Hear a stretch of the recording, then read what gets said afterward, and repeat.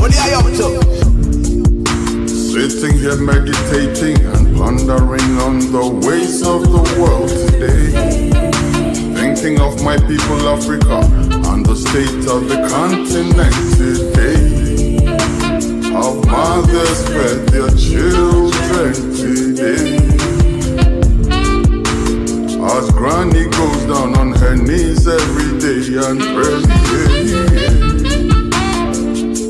How many souls are dying from causes that could be prevented? If we did have leaders who cared for us today. Oh, oh, oh, oh, oh. Zayana Yahweh.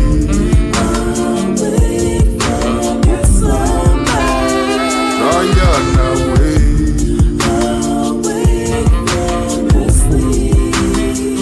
Zayana way.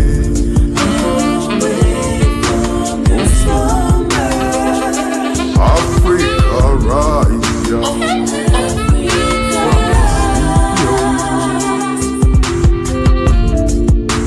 Every 4 years, the politician say he's your servant today.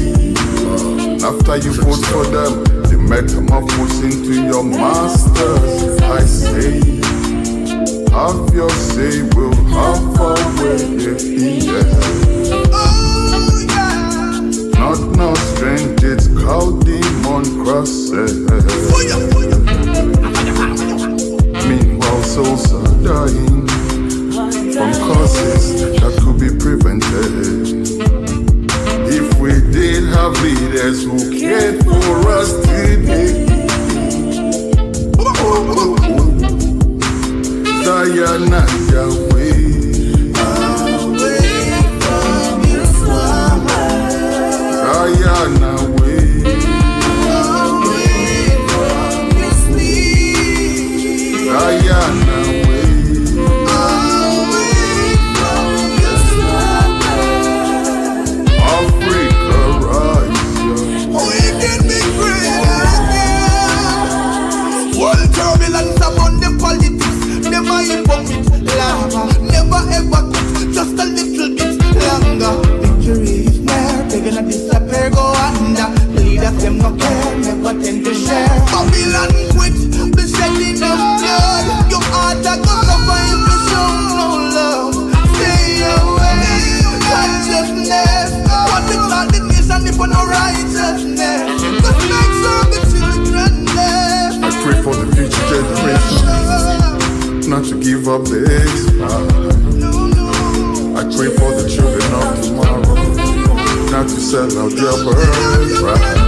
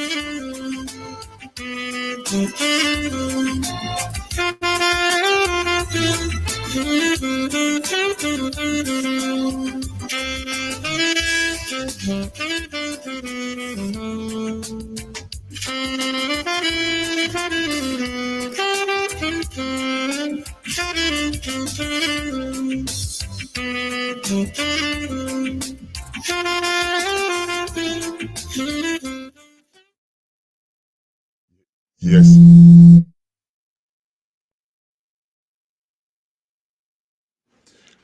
Sorry about that.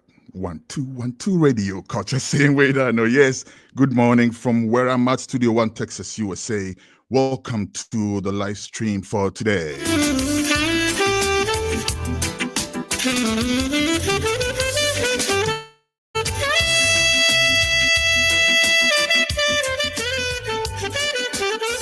On the show today, we will have the Honorable Inusah Fuseini, former Minister for Lands and Natural Resources.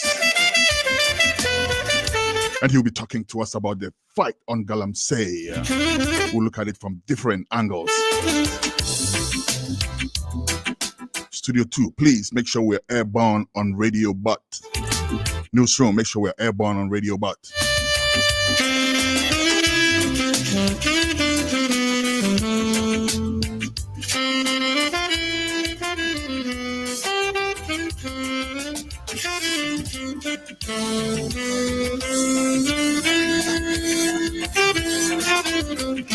We will also have lawyer Kwame Adofo on the show today. Kwame Adofo is a constitutional lawyer, and he'll be talking to us about oral.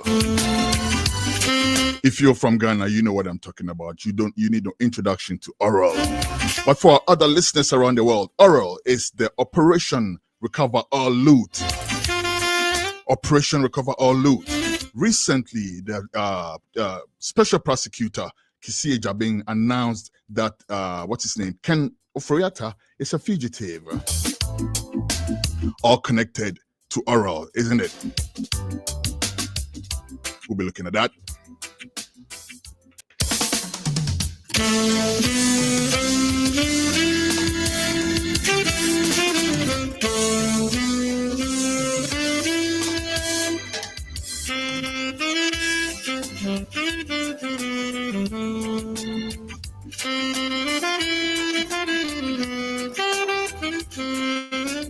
Before all that, however, here comes the editorial.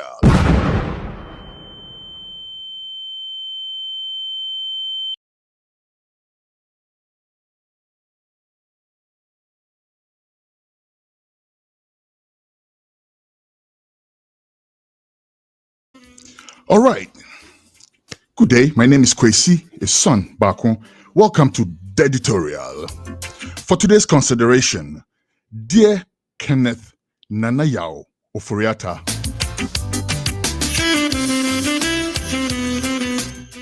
I remember back in my day when we actually used to write letters and mail them and wait several days to weeks to have our loved ones open them and read them and cherish whatever it is that we have written in them.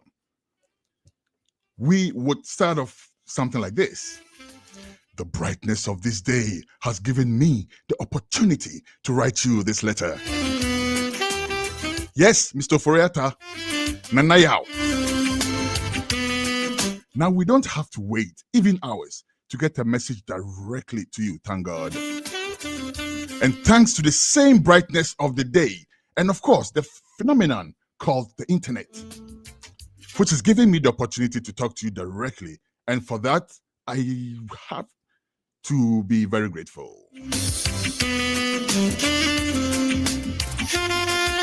Nanayao, who the heck do you think you are?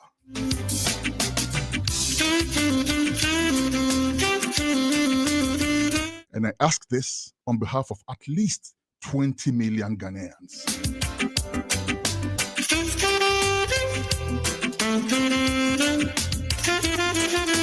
You rode along with your cousin, or is it your nephew, or is it your uncle? The former president to power, pontificating about how terrible the previous government was and how you had the magic wand, only for you to seize the national kitty and treat it like a wallet. You run the economy completely to the ground. But I personally have a little bit of sympathy for people who try and fail. So that's not the central point of my issue with you, Mr. Oforiatta. My central issue with you is the arrogance that accompanies your incompetence. You, Nana Yao, through a supervised and you. Let me take that again.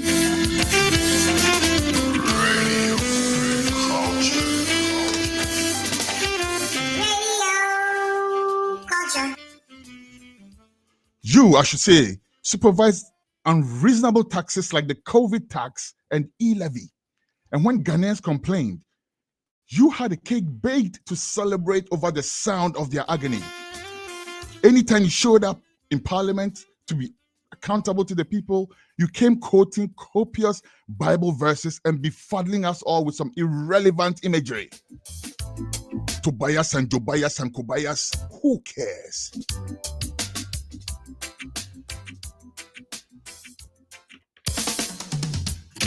Nana Yao Furiata, you are the same one who went from Parliament to your office and had your staff line up and sing praises to you. For what, God knows. Such a joke.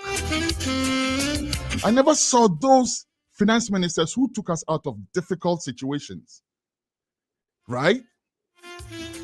I never saw any of those finance ministers ask their staff to hero worship them, but the one that plunged us into the deepest economic crisis as a nation has the temerity to stage a Yentio Bia style welcome to his office after spelling our doom in Parliament. That is you, Nana Yao Furiata.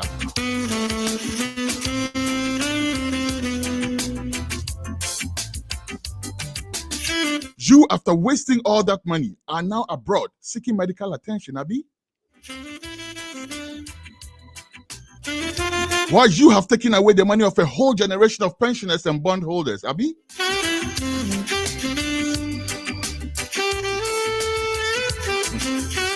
After rendering all these cherished folk penniless through your recklessness and sheer corruption, you are traumatized because you've been declared a fugitive.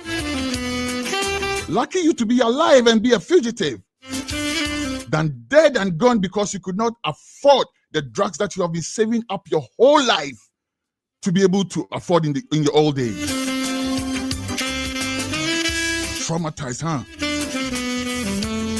Do you even know how many families you have traumatized in Ghana? Are you aware you have traumatized a whole nation of Oriata? Kenneth, no be me go talk among. Every Ghanaian, even your cronies and the beneficiaries of your corruption, know that you done messed up, bruh. And if you had no game plan, when you had your butt in our faces on how you were going to deal with this, then you done double messed up, bruh.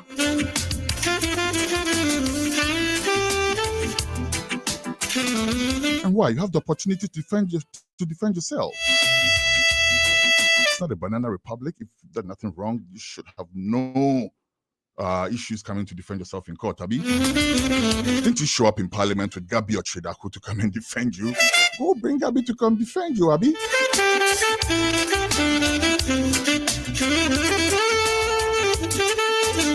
And like I said, if you didn't expect this day coming, then you double messed up. Because this day was definitely coming. This day was definitely coming. And why? If you have to face the music, it is your duty to face the music. And please, while you're facing the music, spare us those copious Bible verses that you've been quoting, you know. Let's give that to Reverend Kusi Boateng when it's his turn. He, after all, is perhaps better qualified to do that. We'll be right back after the editorial with our first interview.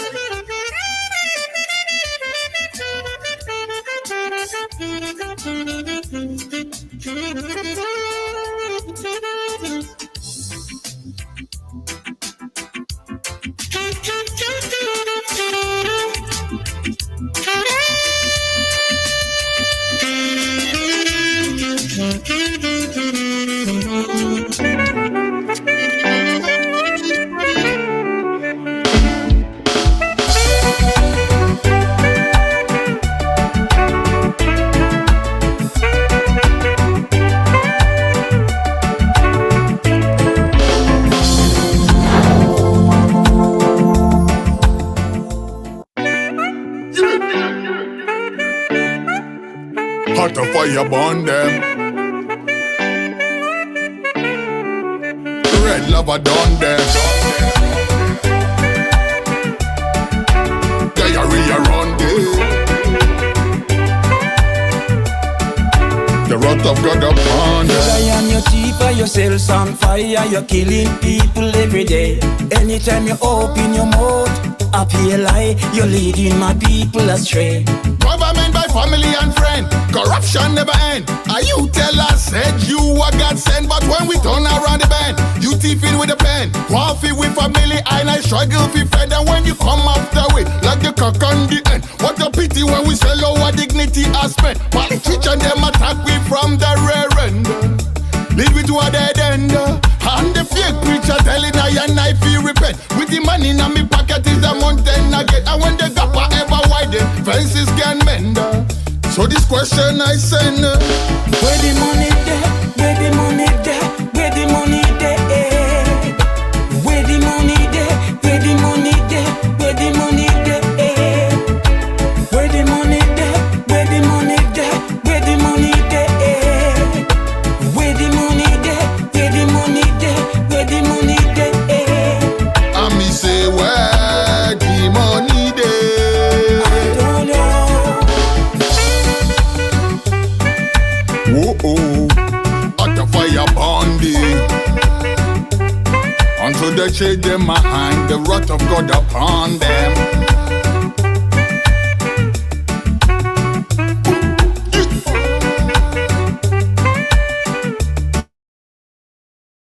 Your lies and deception, wrong education, you poison yourself one way. But when the church and the state calibrate to keep us in slavery. And by the ballot and the bullet, they put their gun to it head. Them say you have the right to talk, but talk too loud and you dead. It's like them have a different system for the leader and the leader. Hurt or run red. So get the youth boss rise and show them how things be run. If them can't do it, come and make me show them how we done. And we now no more room for them like them gates are gone. Up your fire burner. What I mean say? Where the money there? Where the money there? Where the money there? Where the money there? Where the money there? Where the money there? Where the money there? Where the money there? Where the money there? Where the money there? Where the money there? Where the money there? And me say where the money there? I don't know. Where the money oh? I don't know. So where the money dey? Hiding in the Cayman Islands. So where the money dey? Invested in foreign lands. So where the money dey? Me personally, I don't know. So where the money dey? Where the money dey yo? And I mean say hot a fire burn there. Red lava done them. Diarrhea run them. And the wrath of God upon them. Until them change their mind. Wrath of God upon them. But for people plan, wrath of God upon them.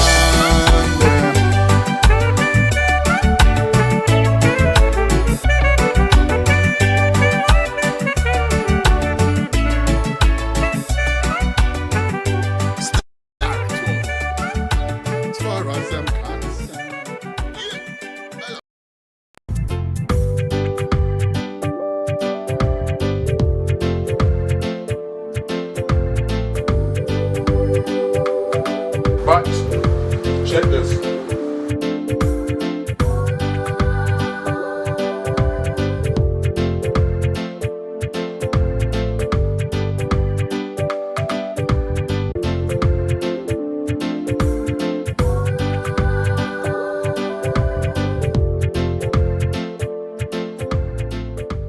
Hey, welcome to Ital Mukase. In this episode, we're doing something slightly different, you know. I'm bringing you into my garden. You know how I always mention there's very little space to grow food where I am? That's true, but that's not completely true, depending on your circumstance. Now here, I have a little patch of ground that I decided to grow food. I'm a farmer at heart, you know. So every time when the weather allows it, I want to put some seed in the ground and watch it grow, watch life, you know, come out of it. It's a hobby of mine. I love doing that. And also some of the stuff that I grow over here, you will meet in the kitchen, you know, like that lovely pepper that's growing on my plant right now. I'll show you in a bit. But yes, welcome to Ital Mukase and welcome to my backyard garden. So here we are. I'm going to show you my little garden. This I actually consider luxury, you know, that I have a little space where I can grow stuff, but I couldn't grow stuff in the ground, so I got a whole lot of flower pots. And a friend of the Empress also gave me some stuff, a whole bunch of stuff. I'll show you in a second, but this is my little garden area. I'll show you what I've got. All right, okay, let's go in. I nest some things in here. Looks like it might be getting, I think it's some type of herb. Might be getting some of that, not sure. So in this one right here, I'm nesting some sweet pepper California Wonders. See how they're doing. It's been a while. I wonder what's going on in there because it's been a while. I've nested other things around the same time that anyway, see how it goes. Here I have some, I think these are garlic chives.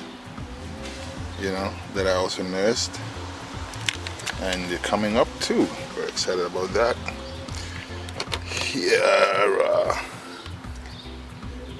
I think it's peppers in here. They haven't started germinating yet. Same as this. I think that is sweet Kali Wonder bell peppers. I think one of them is okra. And indeed, these are some okra that I transplanted. Looks like it has some issues with pests. Gotta get on top of that. I'll show you what I use for that. Oh, this is what I was looking for. Okra germinator, look at that. And these are okra, right? These are baby boba okra, so I'm gonna transplant in a few. So excited about that. These are called shishito peppers. I got them from a Korean store from H-Mart. I got them as seedlings, by the way. So but they're doing good. I see they're doing really good, Let me zoom in. Looks like this one is, I have a feeling this is one of the peppers that bear, fruit at a very early age, but it's still short. I had issues with squirrels disturbing my plants, That's why I put this. It's a temporary measure to stop them from disturbing my seedlings. And that's also why I grow mostly peppers, because hopefully they are not some Papochiton squirrels who will come and eat up all our peppers, But these are hot salsa blends. These are also going to get transplanted. And I have more. Blood of the slain will never be in vain. Never. No. I don't want to see no more people dying. Zayana Yahweh. Whoa. Zayana Yahweh. Whoa.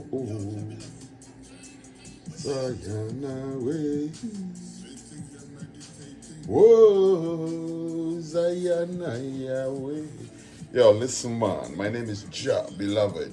You can call me Kwesi Back when the occasion calls for it. You are watching iCulture TV. Keep it locked. iCulture TV. Africa. From African perspective. Kill it vibe with me. Call me Mr. Willie. Do music. Okay. Do it. Bonnie music. Kumasi say me. Me mama taka. Kumasi say me. Me papa taka. Kill it. Kumasi say me. Kumasi say me. Kumasi say me. A man a dance. I say life is sweet like a protection kiba. I'm feeling the beat, so you better quit that crap. Can't be defeated because I believe in my rap. And my team SMP, yes, someone that's a set a trap. I hear that my film, my question Jupiter. Owa, she, my mama sekaba. I try, the general Kumasi Yaman venture, and I'm a say baby, I might say Kuda, maybe people. That know what I do, what I question for. You do my joy, the peg, will be so the popcorn. And Sasia United, the end of some same would you be me or he be my logo. That be the fact, you see me, I will do. Ram now would see I'm a one on your yes. Master, you shall be the one which you don't know. The show so I meant to go say a rap. Alright.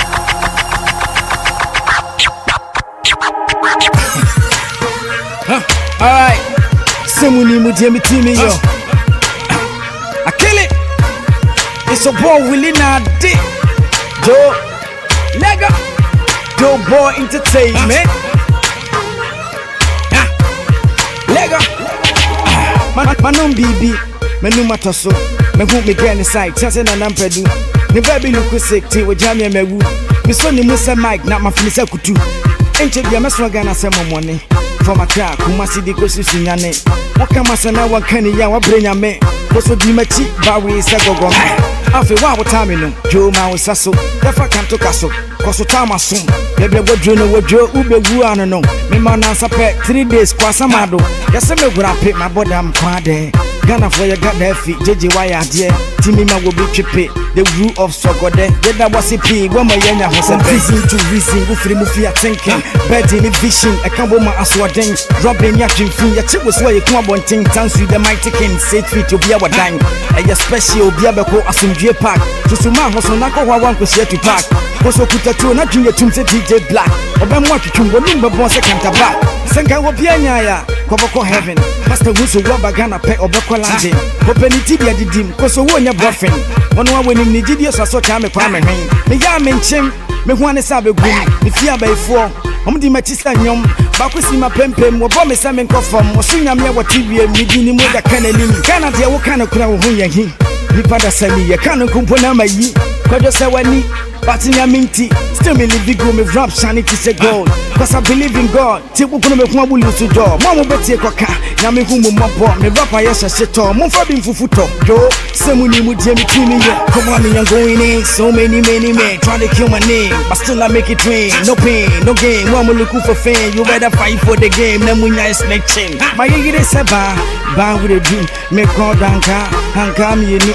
Yes, me pe my pa. Esumi wu cross. And yummy. Muya me dese kwadu etu aboba be jimi tie adwane koda masori ya no kai aye twan se koba now say see by now then come on for Hennessy yeah me pen local thing because I like my own if you check my name you can see say Mami yes it's look like Mami so it's local thing but me pay local food like local things God and enemy culture Free grassy dinner a grassy dinner. A grassy dinner. A grassy dinner. Grassy dinner no be easy. No be something like ABCD. Joya bra no. Can you any binti and mano? A dining in Ayata Kwame. No dangote. Banchini nko wesiko konte. Obeshena kukobi boko kompe Nama kaza fa Yebo a new segment in the entertainment industry right now and we getting close up with your favorite stars my favorite star our favorite star and Yebo let's meet you do what you do you chop what you chop you drink what you drink you did your wood in your nom their own nom. So today, I'm up close with my man, Willie Mame, Ashanti's finest rapper. Willie Mame, Ashanti's finest everything in music. And today, Yebo, but here Yebo, Chabi, Yechawe African drink. Papa, Pito de Oba Africa. Ceremony beer the Pito ne. So this is a good ceremony and then a good time between me and my friend. Willie Mame. So your boat today is in Trebi. In Trebi day. Yeah, Willie. So we started music at church. How long? Like I've been in this game like almost I find it my main far way back in the Grand Tonchen when I started from just one of the biggest station KFM, Freestyle, Strongman, Freestyle Saturday. Yeah, Freestyle Saturday, Crash Quiz. Yeah. My main friend around Tonchen. And then my bar Lamplights, I think it's almost we do the pumping, that hit track, I think it's almost 7 years. Oh, mommy, just about that, do the pumping. Yeah, of course, you say, I say, my charge you, more than brother. Begini sensu enya asem kuma matia semina so enya asempa abi akikedo do dia pia hey wanchine mambo do wadeka I think Spidey a whole lot from Pong a whole big stars from Pong songs the whole great rappers and then a whole lot like you almost still had more but we are just praying saying to give us way to enter the game. So I'm praying for them to say almost over positive level. So, what has been your biggest challenge? I mean, starting it's not easy, like getting management and stuff. It's not easy. It's not easy, especially when you're from Kumasi or Ashanti. It seems like I was on the crowd. Good. So, do you believe that with what people are saying, is that you have to move from Kumasi to, let's say, Accra before you can hit? Me, that's not my belief though. But the Akika Konde, it seems like they are pushing us to do such things. That's not my belief, because music there in Cameroon is baby I will be so far as the digital things. I was saying kitty and baby. But right now, ubit matna bebonyum bebre. I really like recently we released a Fiashwa. It was crazy banger. Yeah, up to now that's so trendy. But I don't know how far in Accra, like you said, Bengu, Kumasi, and then like Kumasi.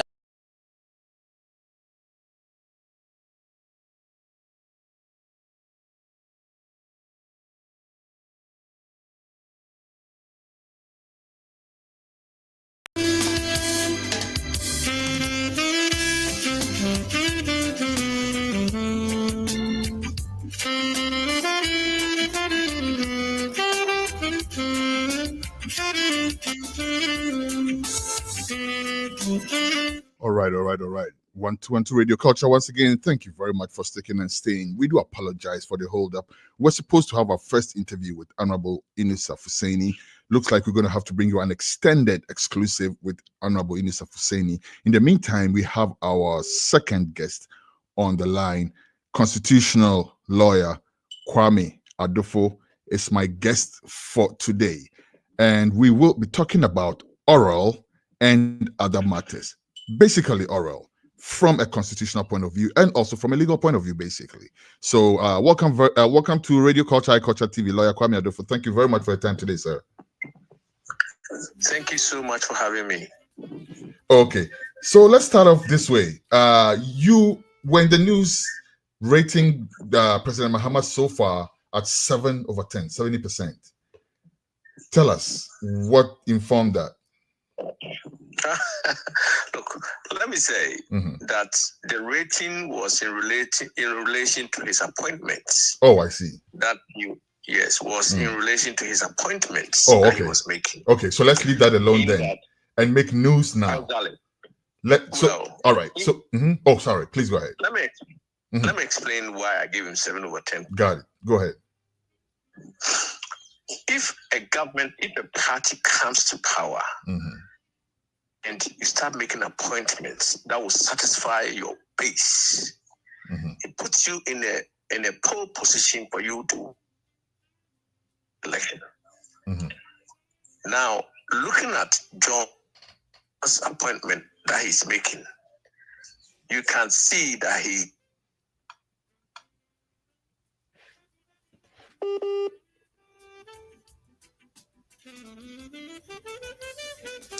Please be kind to us, internet, for once. Oh, God.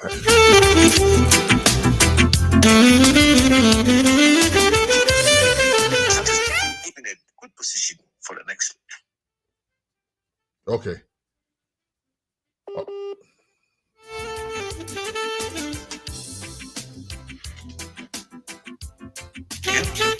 Yes, I can hear you now. We're having a bit of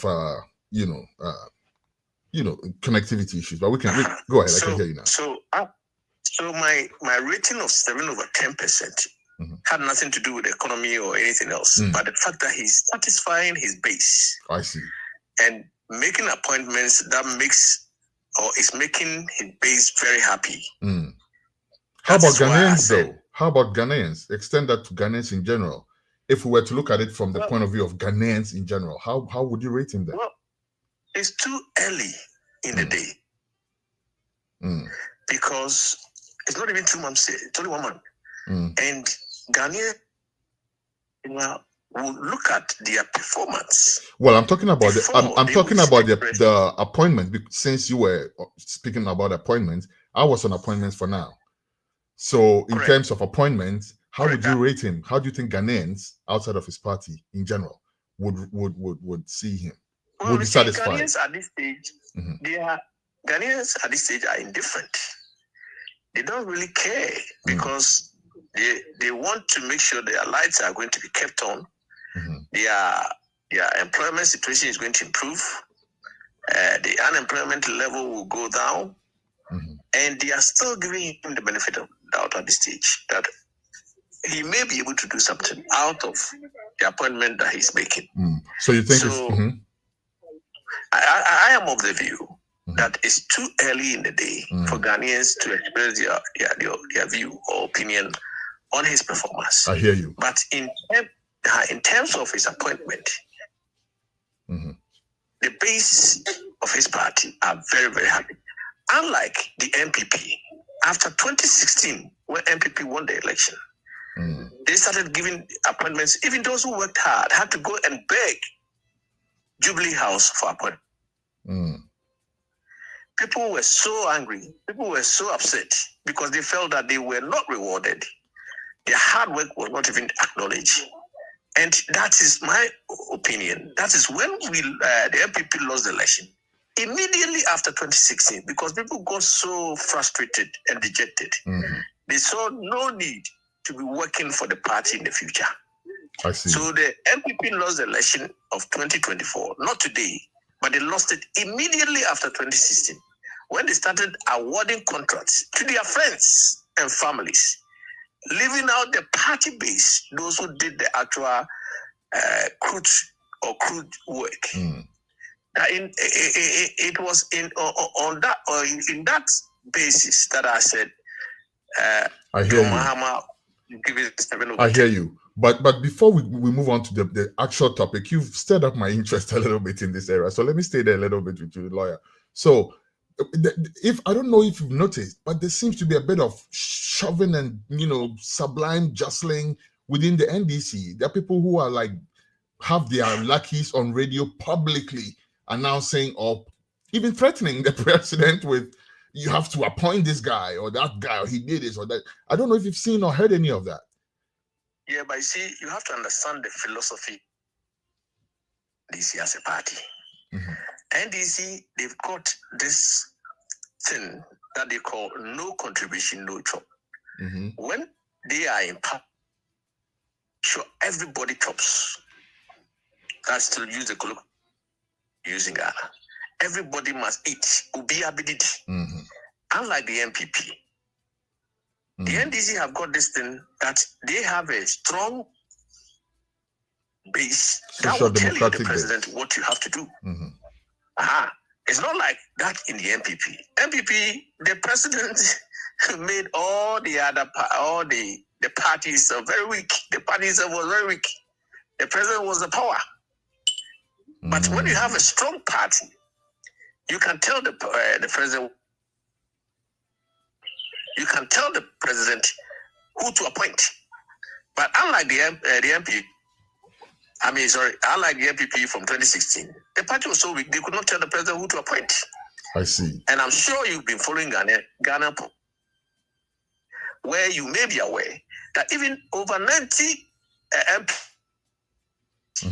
of the political party called MPP demanded that Ken Oforiatta be removed. The president ignored them. Yes. That would never happen in NDC. NDC, the party is so solid that they will tell you, the president, who they want you to appoint. So that's the contrast. I see. And you can see the agitation there. The agitation is happening.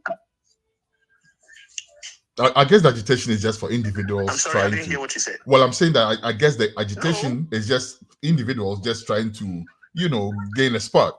But beyond that, I get the point you're making. Now let's move on to the central. Let's move on to the main reason why we called you lawyer. We called you today to discuss oral Operation Recover or Loot. Now, right from the start, we heard people from the MPP, for instance, saying, "Oh, it's not constitutional. Don't go if they call you, if they summon you, and all of that." Talk to us. You are the expert. How constitutional is oral? Is oral based or seated in constitutionality? No. There is no law that acknowledges Ural, Operation Recover. And I have already been on the record as describing it as a vigilante group. There's no law backing it. Nobody has given any mandate. They have just formed themselves as a group, going around and sniffing for information. At best, that's all I can say. They are sniffing for information and no more. And what is wrong with in Ghana? Sorry about that. Go ahead. I'm sorry. I go ahead. I thought you had ended your point, but go ahead. You see, in Ghana, you have to have a limit for everything that you do. And we have institutions that are meant to be doing investigations. We've got the BNI, which is now NIB, we've got the UCO, we've got the police, now we have the Office of the Special Prosecutor. But there's no such body known in law as of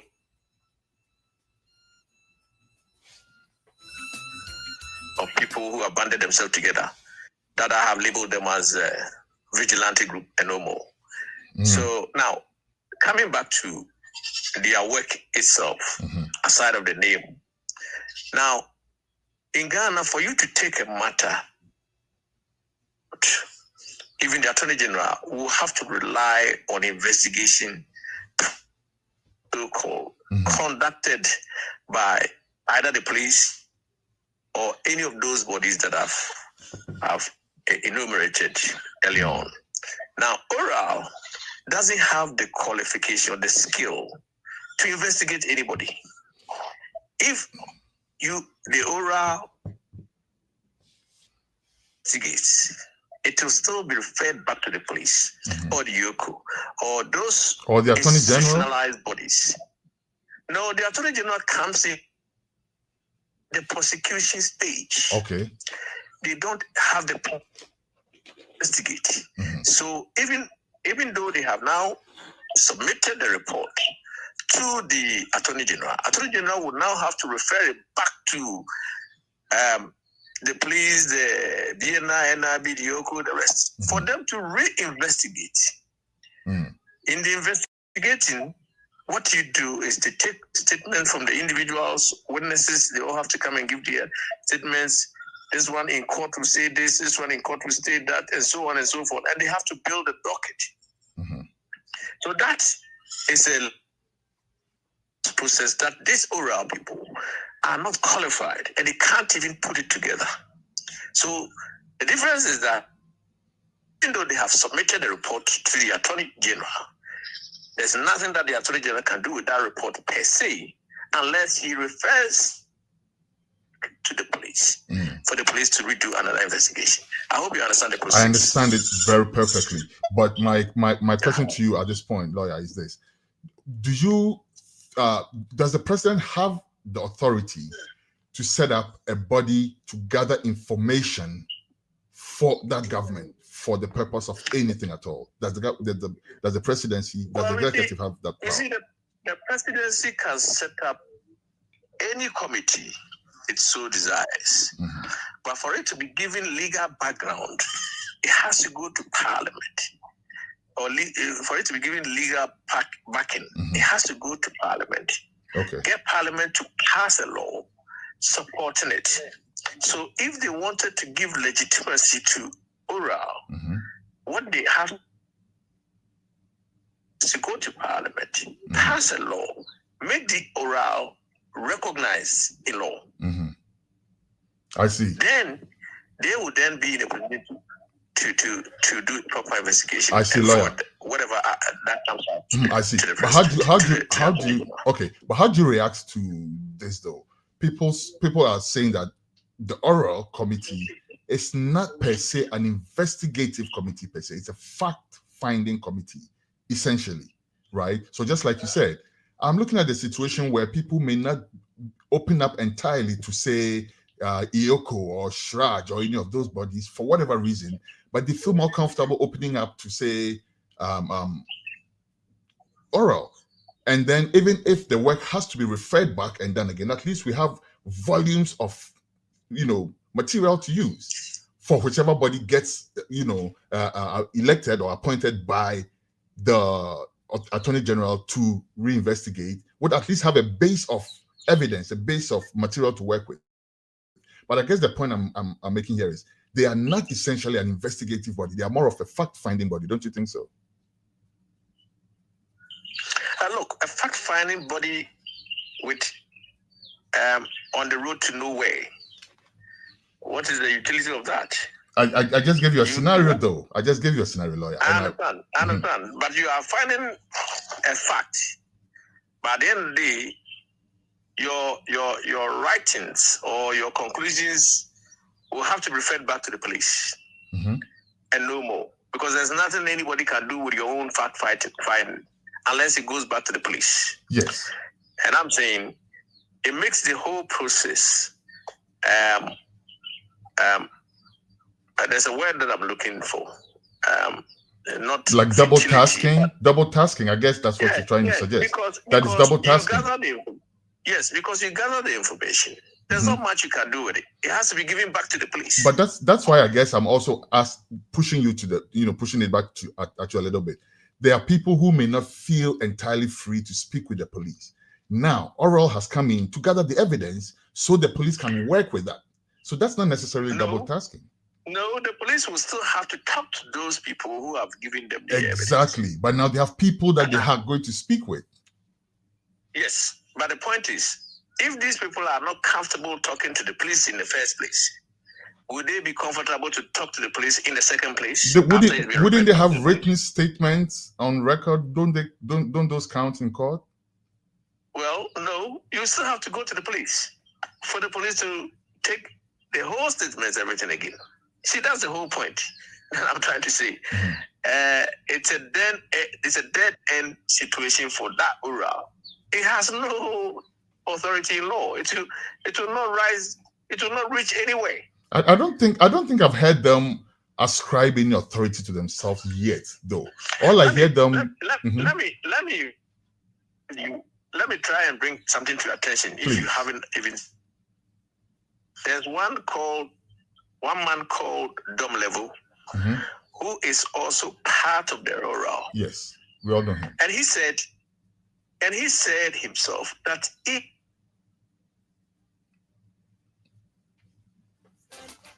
radio culture.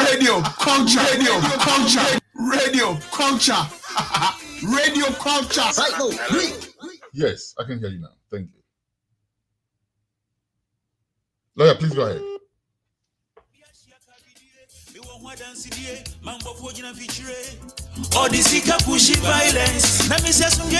Yes, lawyer.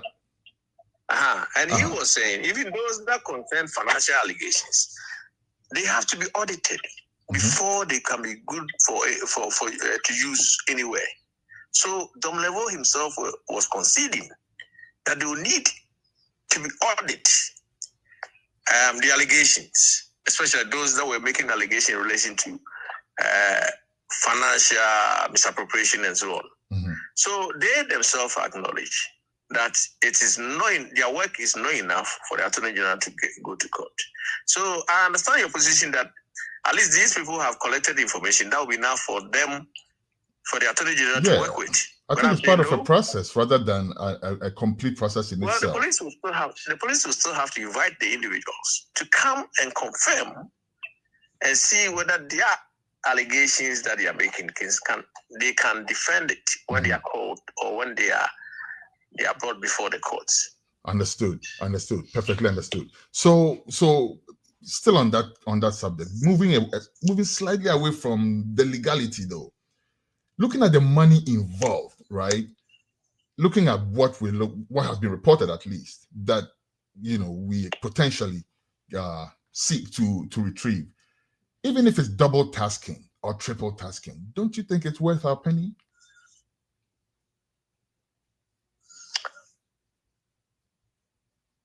With all people.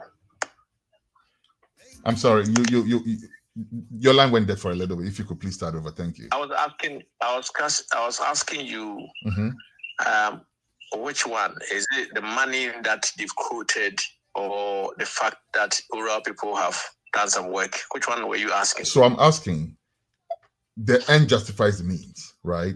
So regardless of how, even if it's double tasking, even if it's triple tasking, once we are looking at the figure that has been quoted that is potentially retrievable, even if it's triple tasking, isn't it worth our while to be triple tasking to redeem that amount of money? That's what I'm asking you. Which amount of money are we talking about? That's what I was asking. Well, let's even go with just the figure that Kujeto and Co quoted about 20-something billion and all of that. Let's just go with that conservative figure for now. And you believe it. What is why don't you believe it? Well, because when somebody comes and whispers to you in your ears that we can retrieve 20 billion and you go and write it in the report, it's just something that you should not. I don't think that any reasonable person thinks we'll get the whole amount down to the penny. I don't think anybody with their head screwed on would think so at all. But isn't it worth trying to retrieve some of it at least? We know there has been. Please go ahead. Let me answer your question by saying, in Ghana, we are all like ostriches. We all know that the wrong thing is being done. But when push comes to shove, you will not see anybody. They will not come and testify. We go.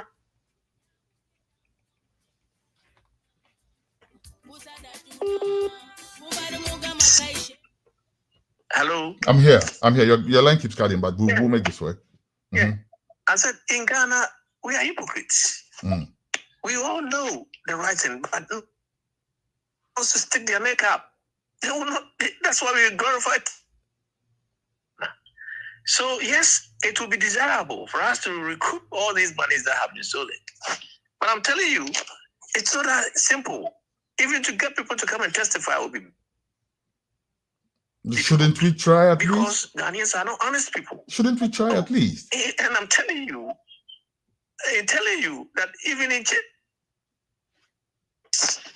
they glorify the thieves. We praise the thieves. Yeah, but isn't that what bodies like Oral is trying to change? The same narrative that you're saying, that you're talking about. Isn't this the same thing that bodies like Oral is seeking to address? Money. And shouldn't we at least try to retrieve these monies? Should we just fold our arms and watch people just call it a day off? No, listen. We should try, and I think we should never give up trying. But for us to have any hope that we are going after 20 billion, either cedi or dollar, because it may even end up being a phantom figure thrown out there. To me personally, how can you seriously think? I'm sorry. Go ahead. Go ahead. You are the expert. I want to hear you more than talk. Yeah. So you how go can first. Any serious government? Yeah, I'm just saying. How can any serious government say you are going to chase and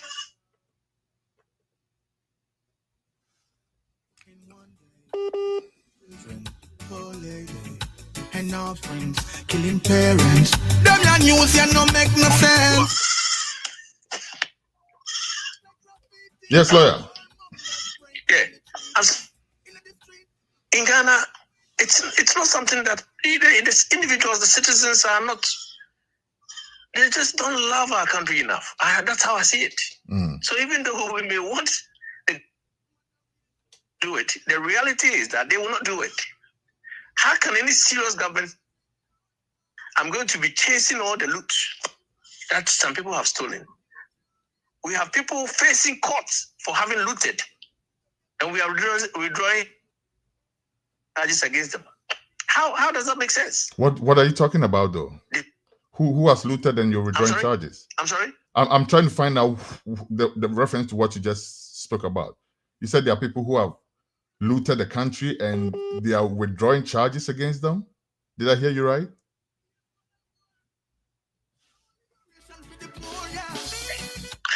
Can you hear me now? Yes, I can hear you now. Thank you. Are you not aware that the present attorney general has gone and withdrawn some of the charges against people who were facing court? Yes, I'm aware of that. For stealing. For stealing? Are you not aware of that? For stealing? Who stole? Well, some of them have charged with causing financial loss to the state. In relation to Sagleme, either you mean? Intentionally. Well, Sagleme is one of them. And then we have the Bank of Ghana situation is one of them. We've got Atoforce's situation where ambulance case is now. That was a fast lawyer.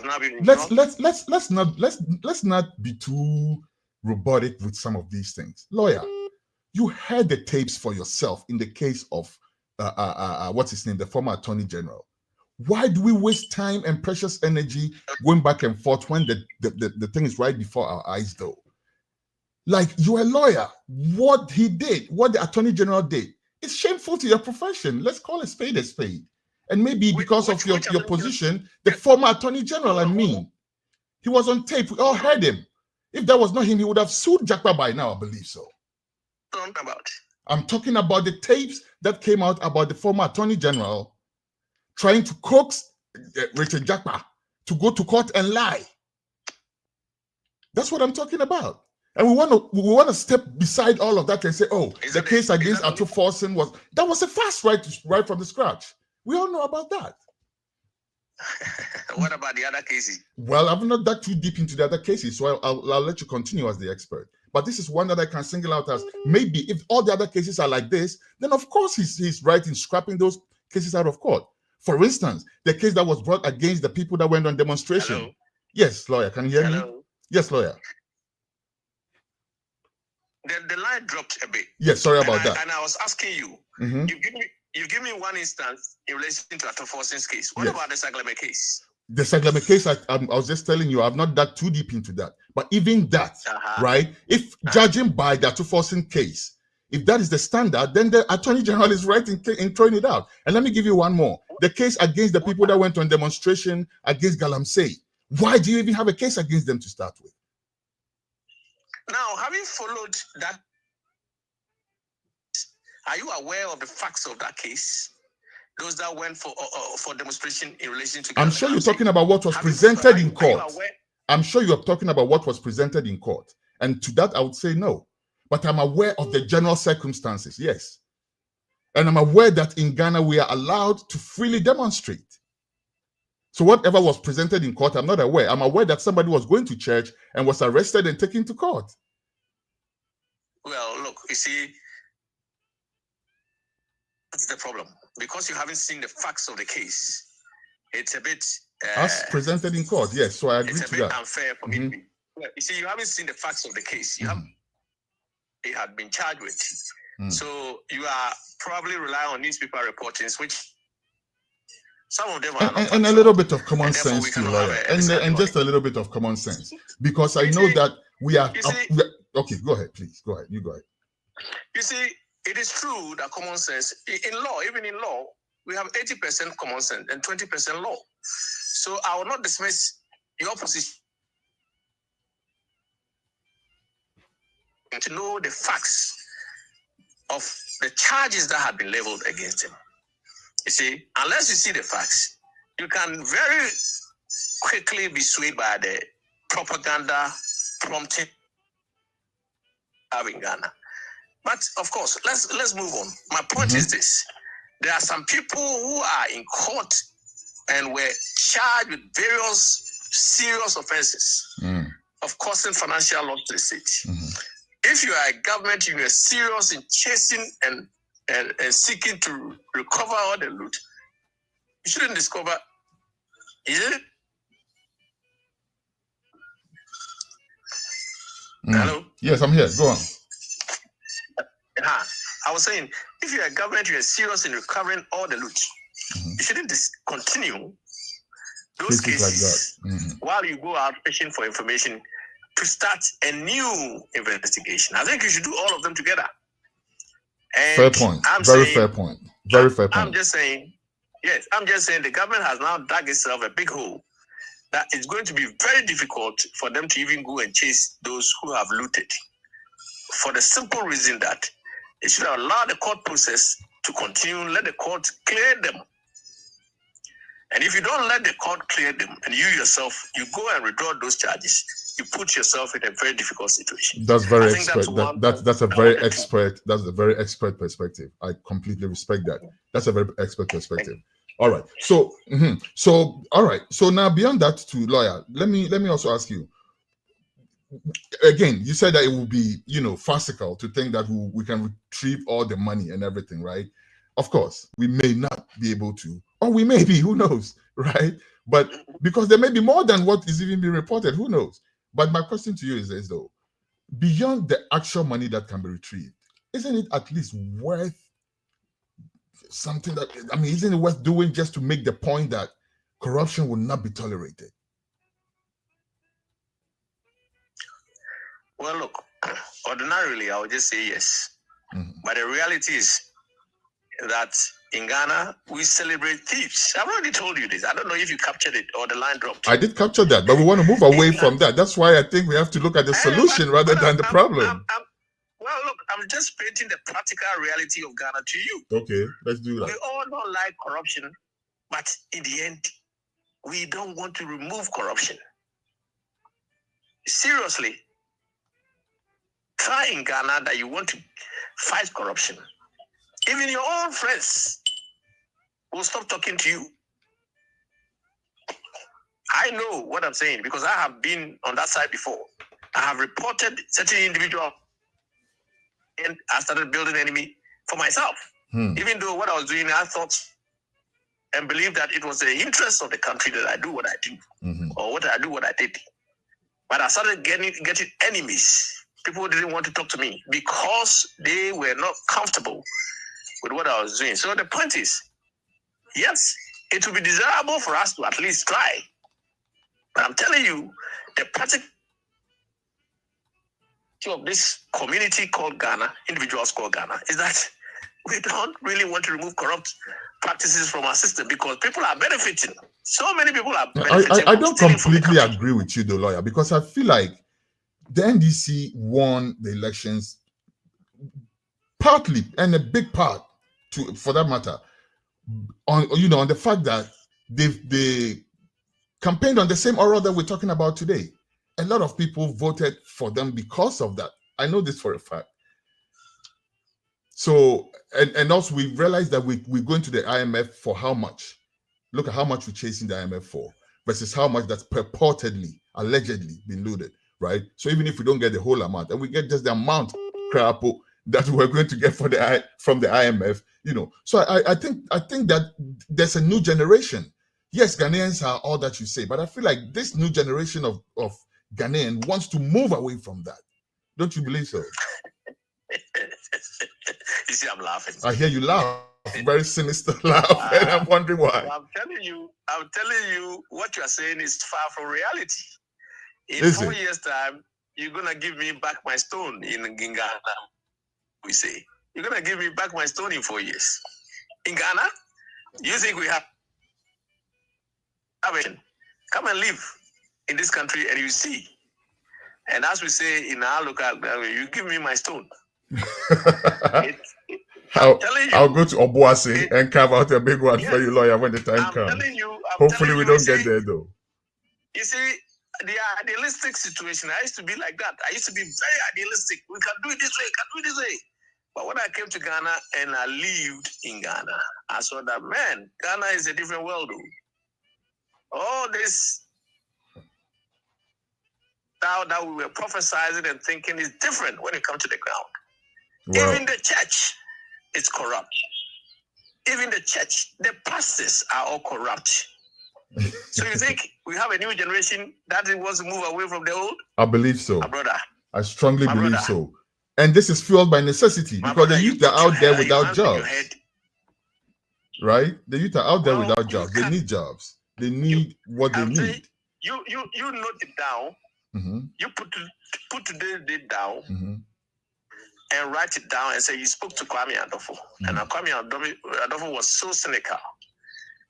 And in 4 years' time, you check it and see whether what I am saying today has come to pass or...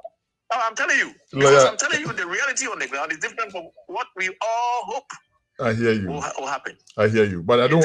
Okay, I hear you, but I'm not going to wait 4 years to talk to you again. Not with the wealth of knowledge that you have. Unfortunately, it's 4-year cycle. Well, that's when we'll talk about that. But to you personally, I'm not going to wait 4 years because with the wealth of knowledge that you have, it makes no sense to wait even a week longer to speak with you. Thank you very much. Well, you will give me my stone one day. In 4 years. But we'll have many discussions, I hope, before that time comes. And hopefully that time never comes because we want to see some progress in Ghana. Thank you very much, Lawyer Kwame Adofo, constitutional lawyer. My friend, thank you. Thank you so much. We'll be coming to you again from time to time. Thank you. Appreciate your time.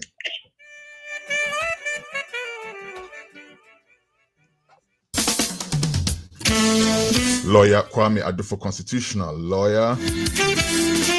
In a minute, we'll be trying to cross over again and try to see if we can catch Honorable Inusah Fuseini. Please stay.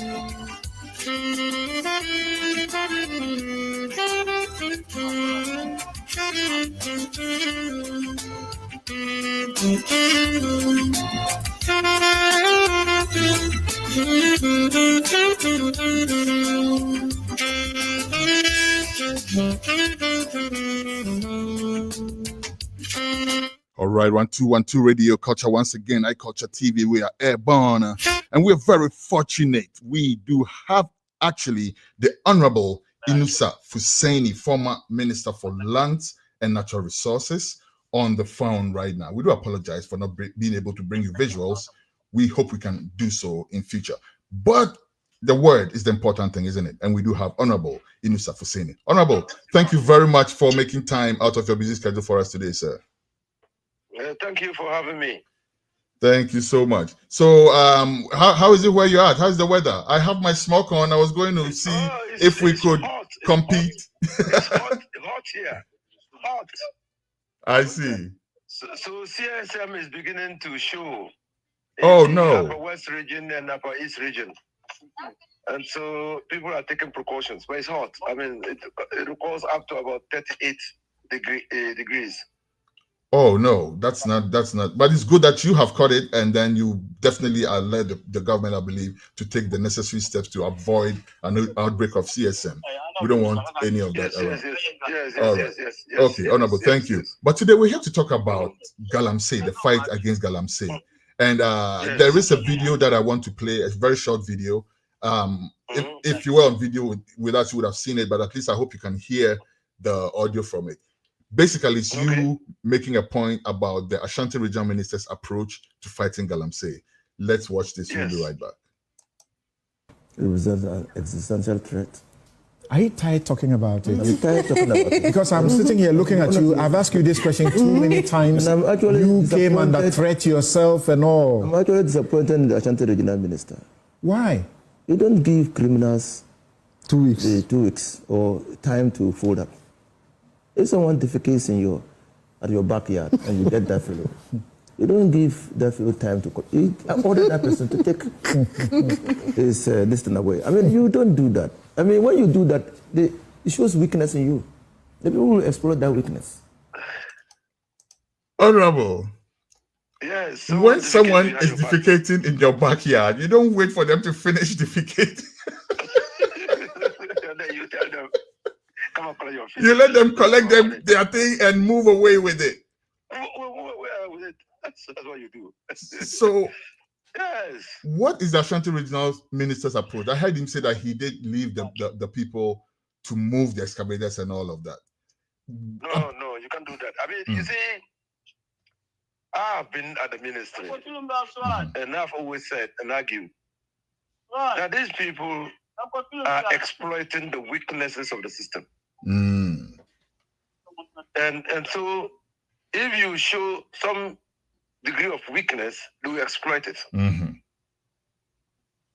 And to give criminals a moratorium is to show weakness, in my view.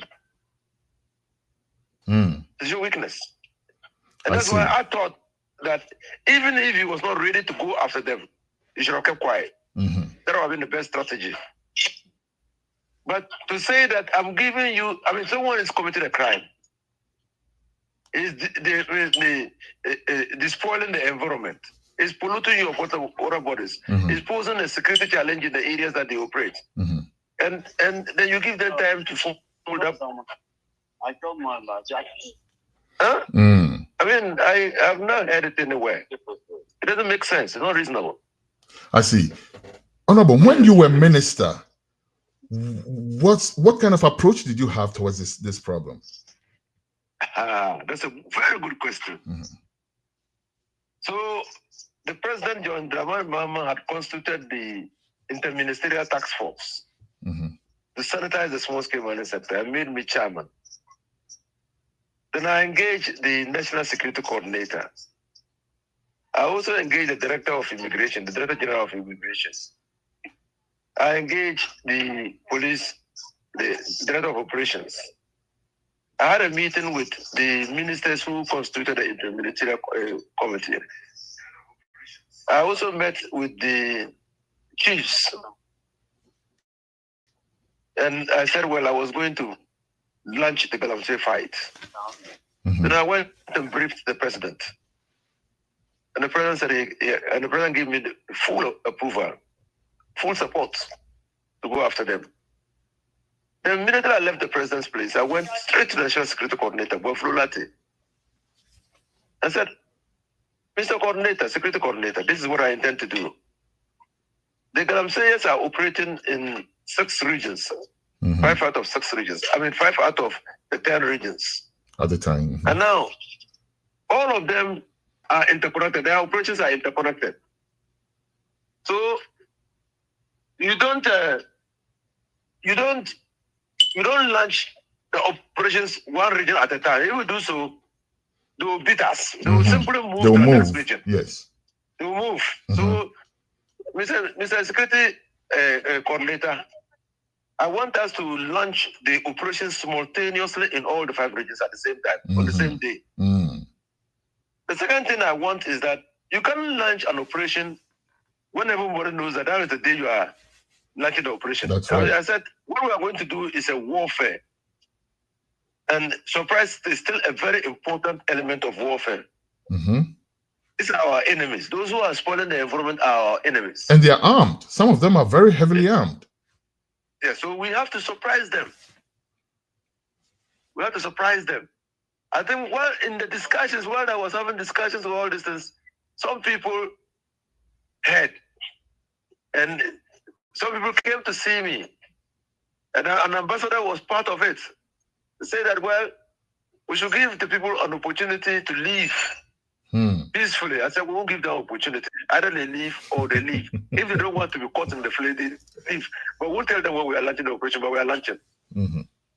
Now, so what that does, and that's why I was not very happy with the minister, what that does is that it makes your enemy underestimate you. Because we said we're going to launch the operation, the people who were engaged in Galamsey did not understand or know our strategy. So they were thinking that it would be impossible for us to dislodge all of them from the 5 regions. Because we did not disclose the strategy. That's right. And so, to be honest with you, and even my Interministerial Task Force, on advice from the National Security Coordinator, we did not tell them the day we were launching all of them knew that we were going to launch an operation, but they never knew the day, they never knew the time. I see. So Honorable. It was between me yeah, please go and ahead. the National Security Coordinator. Okay, then there was an operational command. Then they told me to look for logistics. And that's where I was intervening and thank Prosper Bani. Prosper, yeah. Now yes. Chief he of gave me Staff at the logistics time. support. I tell you that there was no budget for that exercise. I wrote to Ghana Water Commission and told them that they have to support the initiative because they are spending money to clean the water. And that is because of Galamsey. And what we are going to do will save a lot of resources for them. So they have to support us. They supported us. We wrote to VRA and said they were buying tailings from miners. Because they were buying tailings, they were indirectly promoting Galamsey. Because Galamsey was selling tailings to them. So they needed to support us and define their operations. They supported. We wrote to Environmental Protection Agency and said it is their duty to protect the environment. And because they have failed in protecting the environment, that's why we are where we are. They have to support. They supported us. That's how we raise money to do that thing. I always said there will be a day for me to tell the story. There was no budget line. Meanwhile, we had to provide ration. We had to provide fuel. We had to provide a lot of things for the soldiers to move. Interesting. Vehicles.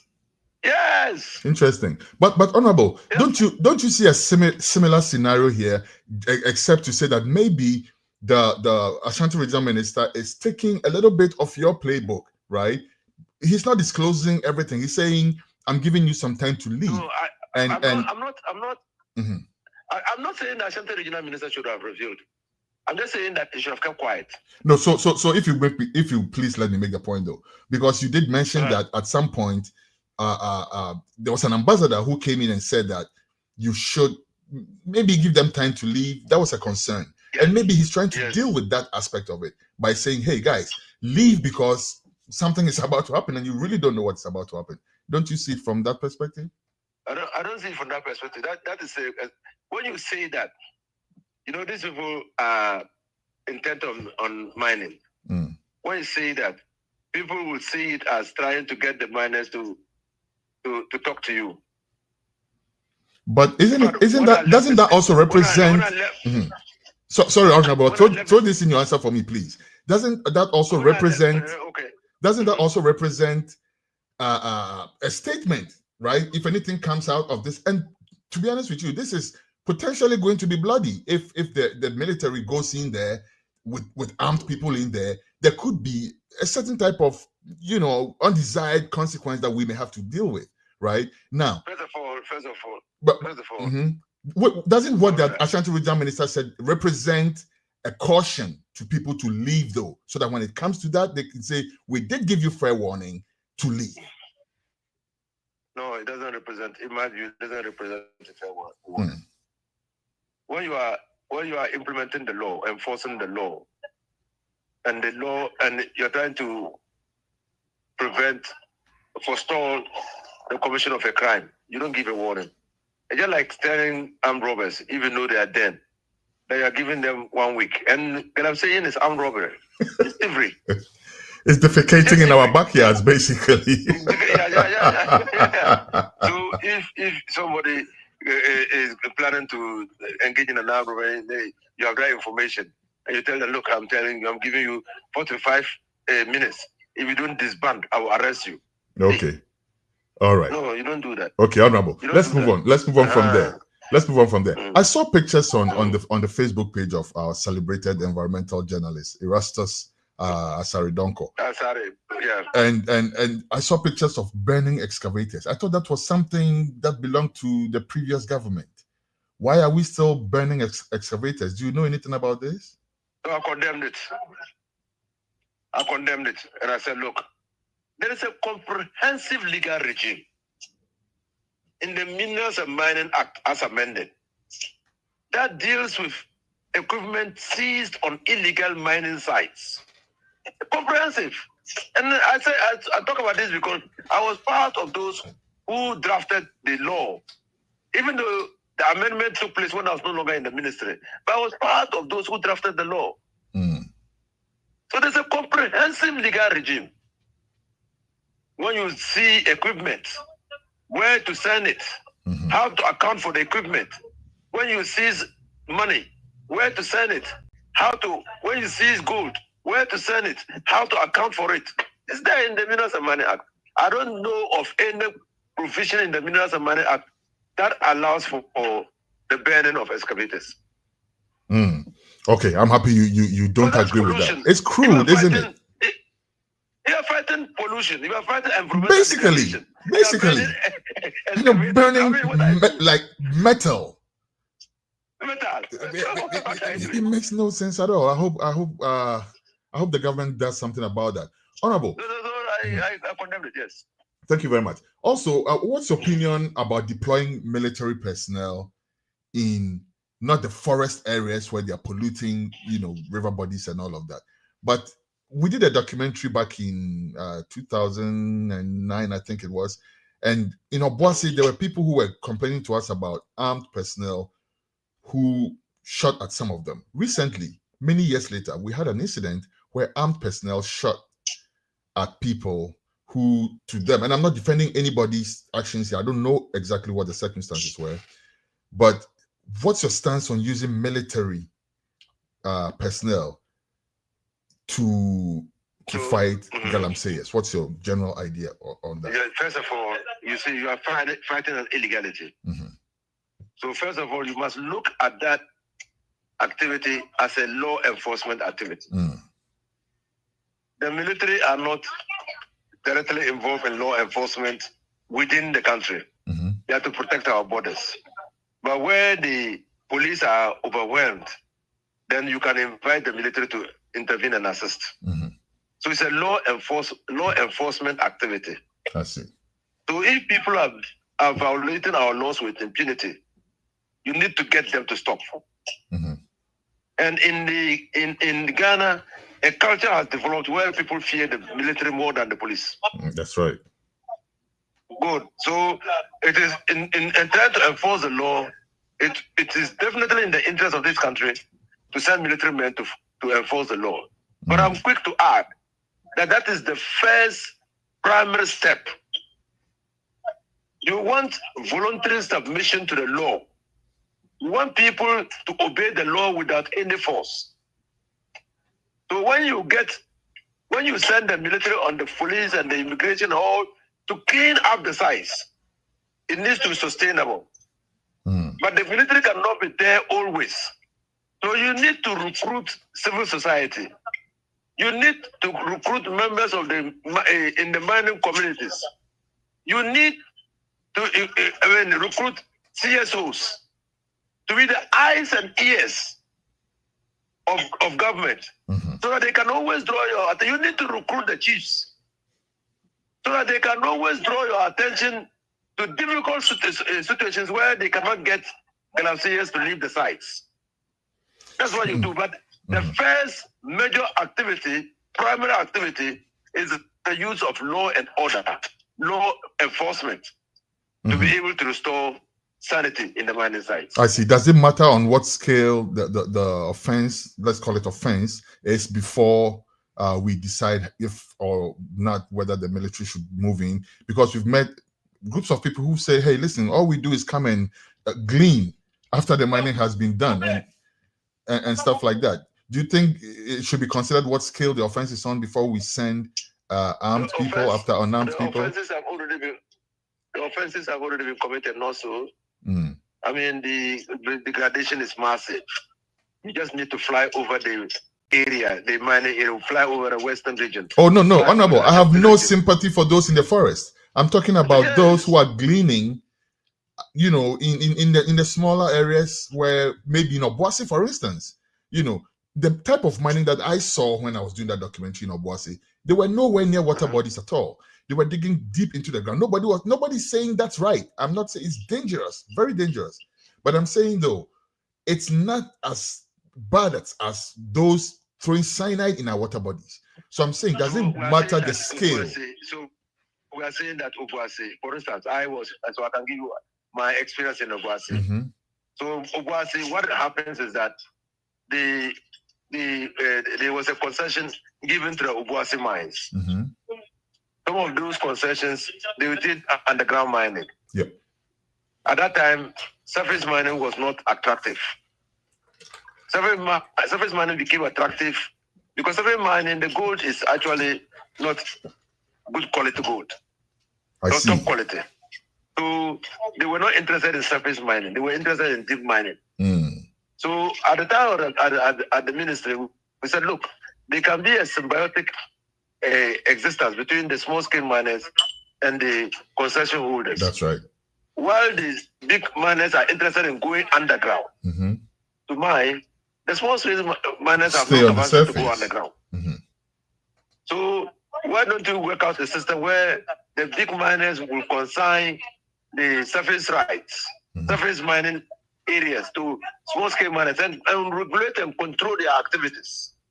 So when small-scale miners are on your concession by your leave, you can then control their activities, not so. Now, so we were able to work that. But immediately gold hit the 1,800 mark. Then surface mining became attractive. Then the big mining companies then were interested in surface mining because they were not using more equipment. So that's why they came into conflict with the small-scale miners. Interesting. Initially, they were doing it, but they were not really concerned because they were going down to get the gold. Interesting. Now, so surface mining then became attractive. But Obuasi itself, the people now also developed on level, the small-scale miners developed on level of sophistication, where they could dig tunnels from their bedrooms in Obuasi to conjoin the tunnels of the Obuasi gold mines. I saw some of those. No, I entered, I saw it. I'm speaking from experience. I entered the tunnel and I saw them. I saw the tunnels, the people digging who are dug to conjoin them, so that they can also mine the hard rocks. So that's where the problem is. You know, it is exceedingly dangerous to do that. Yes. It poses a security risk. Because when the miners meet the small-scale miners in the tunnel, what will happen? And there have been reports of armed conflict both ways. There have been reports of miners or Galamseyers shooting at the miners also. And my understanding is this is why the military were brought in, because the security, the mine security, were not licensed to shoot back at them, right? They only had a few people who could bear arms at the time. So that's why it's a very complex matter. That's the problem. That's the problem. So I say, look, I'm not against people mining on a small scale. I'm not against it at all. What I'm against is that you create a platform, you create an opportunity for people to mine legally. Yes. Then they refuse to mine legally to take advantage of the opportunity created, and they are mining illegally. We cannot tolerate that's impunity. That's right. I agree with you. Honorable, that. You are perhaps best placed to advise this government on the approach to the fight towards Galamsey. And I've outlined it already. But in a few words, in say a paragraph or so, how would you say the fight against Galamsey should be, considering the level of degradation that we're facing right now? My brother, in just one paragraph, Galamsey is a local activity. Our local governance architecture is already based on local activity, locality. The jurisdiction of a district chief executive is local.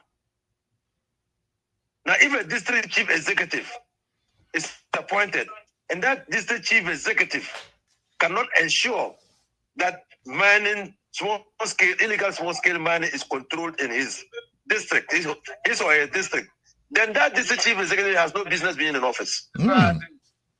I've always, give them key performance indicators. And let the president and the presidency be interested in fighting Galamsey and not giving it lip service.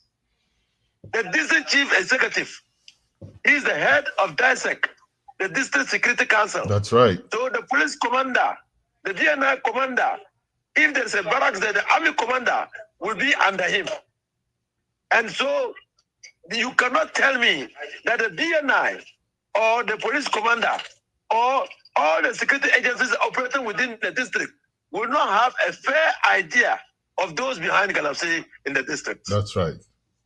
So if we give them key performance indicators and are prepared to take the people on, those who are engaged in it based on information, we should be able to bring Galamsey.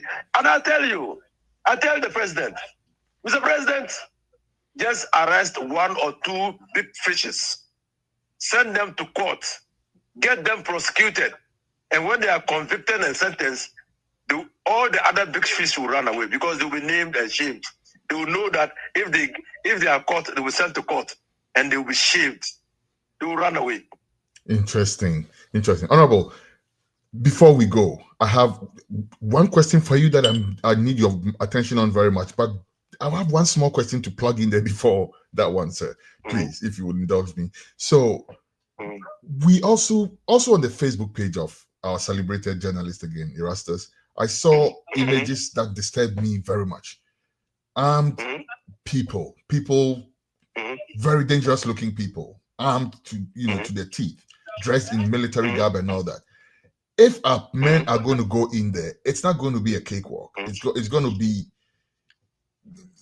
something, Do you think that we should perhaps look at it again from another angle, or again plug into that also? We've heard that people cross over from other neighboring countries into the country to engage in such activities. Do you think we should also look at it diplomatically with our neighboring countries and all of that before we actually go in with an onslaught? No foreigner. So when I met the Chinese ambassador, I told him that no foreigner has a right to come to Ghana and disrespect us in Ghana. By disrespecting us, I mean violating our laws with impunity. That's right. No foreigner has that right. Number 2, I ask you a simple question.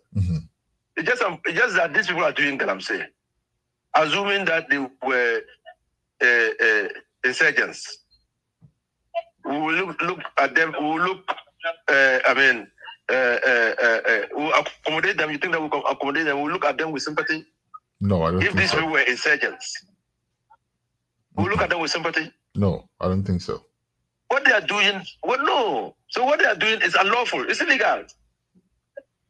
Okay. It's illegal. I mean, ask me how Tanzania was able to stop illegal mining. You remember the red diamonds in Zimbabwe? Blood diamonds, yes. Yes, how did they stop it? Give us a hint. The wheel. Give us a hint. How did they stop it? First of all, they made the act. I mean, the act is lawful if you take a permit to do that. And if you are doing that, there are some conditions under which you can do that.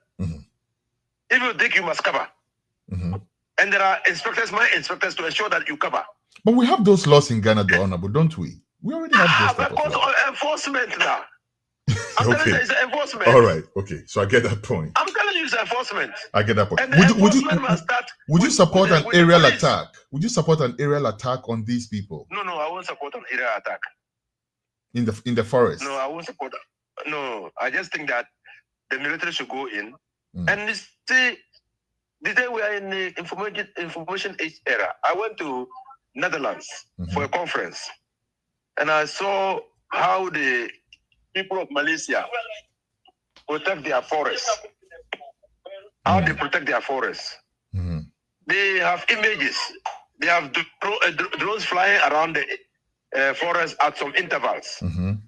And then takes pictures. And the pictures are transmitted to a control center. And they work backwards. If a tree is felled in the forest, it takes some time to protest the tree and be able to move it out of the forest. So they work backwards and ensure that pictures get to the control center every so many minutes.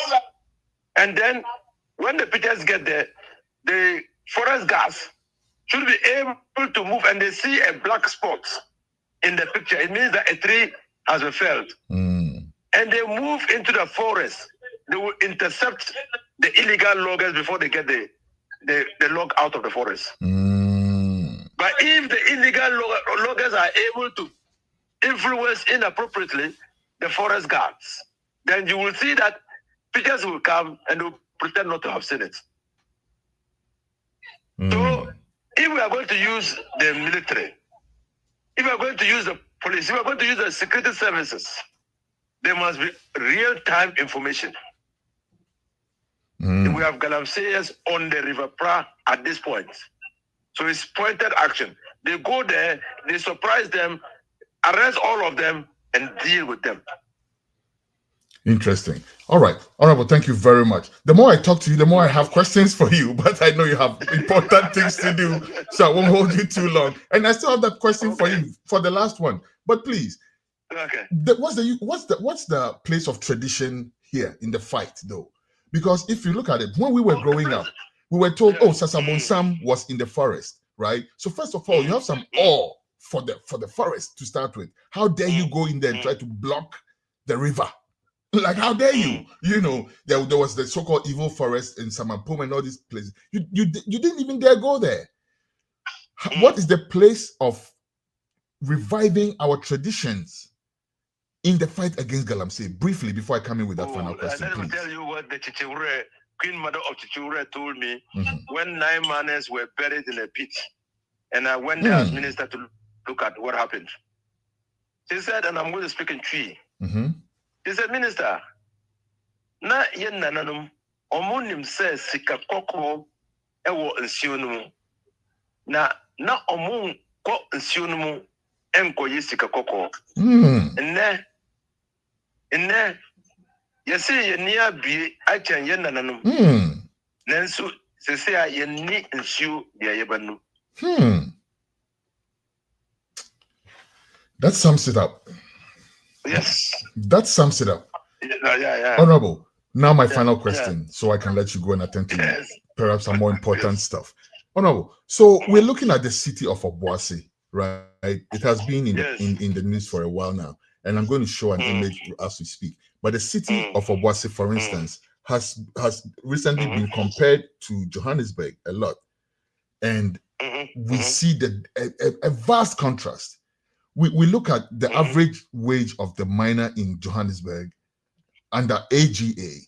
It's around $3,000. We look at the average wage of the miner in Obuasi under the same AGA. It's less than $200. Now, we don't see AGA investing in Obuasi the way we want to see it. They are giving, when I did the documentary, we came across this. They give the people, you know, projects like grass cutter rearing and all this. This is somebody who mines gold. You know how much grass cutter, you know. So you have to look at that. Alternative livelihood. Exactly. Now, they call it alternative livelihood. Exactly. Alternative livelihood is that? It's not. It doesn't compare. Now, my thing is this: if we were to invest heavily in the city of Obuasi, let's say if there was a VW plant in Obuasi the way there is in Johannesburg, right? If there were all these chain of factories in and around Obuasi, the way there is in Johannesburg, don't you think that would divert the attention of these Galamseyers to such more lucrative jobs than going underground to risk their lives like that? Shouldn't you renegotiate some of these terms that make us get just 10% or so or less of the resources that we share, we trouble ourselves so much over? But the question you have asked has deeper underlying roots, and you need to go to the socio-economic policies of the colonial government, which we have failed to change. For us, and I'll give you the two examples, South Africa and Ghana. In Ghana, the colonial mentality and approach was purely extractive. They didn't make Ghana their home. And because they didn't make Ghana their home, they had no responsibility to develop it. They didn't develop. Develop. That's the difference. Yes. Obuasi, they didn't really live in Obuasi like that. No, they didn't live in Obuasi. The way they did in Johannesburg, you have put the pin on it. That was their home. You have put a pin on it, yes. Yes, that was their home. So they were extracting gold. Yes, part of it, or minerals, part of it left Johannesburg, South Africa. But many of those who were controlling it had made it their home. Mm-hmm. Look at Ghana. And they developed it because they were refusing to leave. They were living there. That's why they're still there. That's why it's called the Rainbow Nation. Mm-hmm. So it was their nation. They developed. Look at the areas they were living, the areas they were not living. That's Look right. at the disparity in South That's Africa. right. True. Yes. True. I'll give you Rhodesia. How is it? What's the name now? Namibia. Mm-hmm. Rhodesia, Zimbabwe. Cecil Rhodes. Yes. When he discovered Rhodesia, he discovered a piece of territory where there was a lot of gold. He mined the gold. He wasn't staying there. Mm. He was staying in South Africa. Rhodesia, Namibia was part of South Africa, not so. Mm-hmm. Did they develop that town? Not as much. Nah. But beyond that though, let's look at the let's look at the wage element though. The geopolitical dynamics of the extractive industry. That's right. That's right. Mm. But I'm also looking at the wage issue, for instance, because for instance, if the average miner in Obuasi was earning even half what the average miner in South Africa was mining, it would trickle down, wouldn't it? I'm sure they would open up their own little wife stores and. You don't see the connection. It's there. We're saying the same thing. Mm-hmm. If they were paying the Ghanaian miner enough money, and they will only pay the Ghanaian worker enough money if they were prepared to invest in Ghana, in other sectors of Ghana, so that they raise the income levels of Ghanaians to support the other businesses that they will establish. Mm-hmm. Okay? Up to now, tell me, which fashion brand name is operating in Ghana? I'm not aware of any. No, good. But I don't know in South Africa. Mm-hmm. Because the disposable income is not there. And it's because the industries are not paying wages that can support the lifestyle of people to spend and leave some for luxury. What about our own part, though? What about our negotiation acumen? Like, why are we settling for so little? Can we renegotiate? The negotiation. What negotiations did I talk about? Generally, the workers, AGA is the same company. Can't the government, for instance, the labor unions, whoever has the authority to do that, step in and... When you talk about negotiation, then you give the impression that we have always approached this things in good faith. Newmont came to Ghana. Mm-hmm. Newmont came to Ghana with a proposal of how they wanted to invest in the mining sector in Ghana. We took the proposal without even negotiating with Newmont and agreed to all their terms and went to Parliament and rectified Newmont. Then it triggered a spiral downwards. Why? Because before Newmont came, Anglo Gold was already in the business. Mm-hmm. Golden water resource was already in the business. We are negotiated a different deal. But we can't treat miners equally circumstances differently. So what did they do? They came and said, also give us the terms that you have given to Newmont. You see the problem? Yeah. It will be discrimination, not so. That's right. Yeah. Wow. So sometimes it's we ourselves who do ourselves in. It is a hydra-headed situation. Honorable, I've taken way more of your time than I intended to. Okay. But as I stated, the more I talk to you, the more I want to talk to you. What we will do is later on when you're a bit more settled down, we will want to sit down with you, have visuals with you and everything, and have a more extended discussion on this thing, because it looks like you have a lot that we can definitely use to fight this menace. I personally am completely blown away by what you have revealed to me from your, what, your approach to the fight and everything. Before we go, final words, Honorable. Yeah. Final words, please, before we go. Yes, sir. Okay. Do you have any final words for us, please, before we go? No. The final word is for us, all of us, to know that illegal mining represents an existential threat. I remember when I started fighting, there was a member of parliament, Katie Hammond, and I'm not afraid to mention his name because he had to come back and apologize to me. Mm-hmm. When I was trying to get the buy-in of members of parliament, he was on the minerals and mining committee, and then he simply did not understand what I was talking about. And he thought that I didn't know what I was talking about. And when we engaged in banter in the committee, he realized that no, because we had been close. So he realized that probably I had something that I was not communicating well, or he was not understanding me.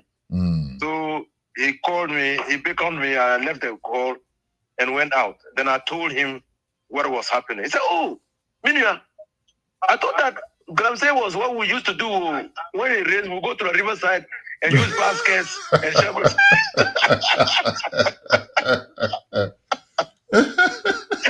So you mean what you're telling me? You mean it's in Ghana? Then I realized that many people were living in ignorance of the devastating. But he's from Adanse. He's from Adanse. He said he didn't know. Right there from Adanse. How could he not know? And I'm not surprised because he's the same man who said that in his area people are not even informed because they don't have cell phones. He did not even understand his people. He's completely detached from his people, this guy. I mentioned his name because he followed me outside and apologized to me. Because he realized that I was becoming agitated. And I said, nobody's immune. Nobody's immune. Do you know we used to call Obuasianka? Yes. We used to say that Obuasianka is there. Yes. You know why it was nice? Tell me.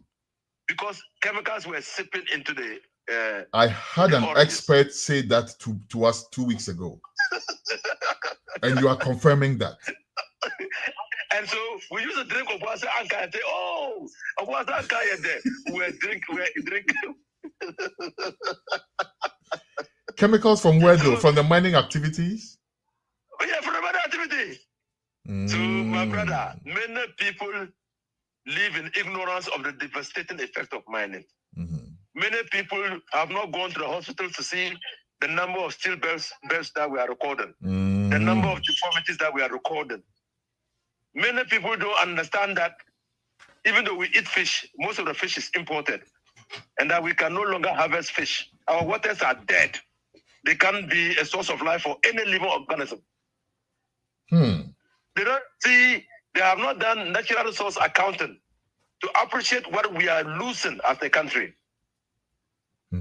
That many people don't know that farmers are becoming poorer because hitherto they didn't need to fetch water to the farm. They would just go to the nearest stream and drink from it. Yep.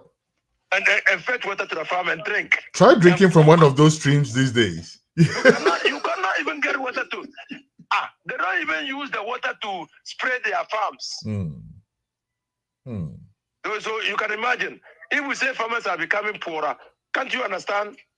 Yeah. The one they used to get for free, they're not buying. They're not buying. And so the cost of farming has increased also. True. Yes. True. And so farming has now become very expensive. And we don't understand why many young people are leaving farming and going to other areas. You see the connection? I see the connection there. Hopefully, the government of President John Dramani Mahama can turn that around with the help of people like you. We just expect leadership. I say that I expect leadership from him because he understands the situation. So that all of us have a role to play. All of us have a role to play. All right. Yeah. Honorable, thank you very, very, very much. You cannot imagine how grateful I am to you for this interview, sir. And do enjoy the rest of your day. We'll come back to you, as I said, for more. But for now, we do appreciate your time, sir. Welcome. All righty. Thank you.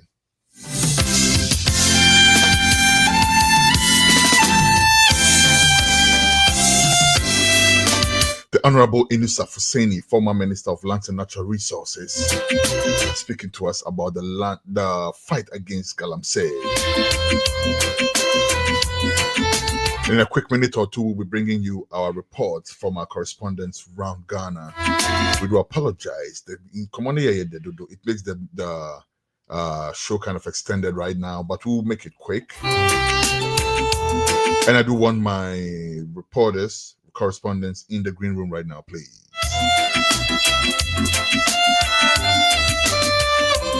We also have your entertainment update with Synergy. Synergy, are you ready?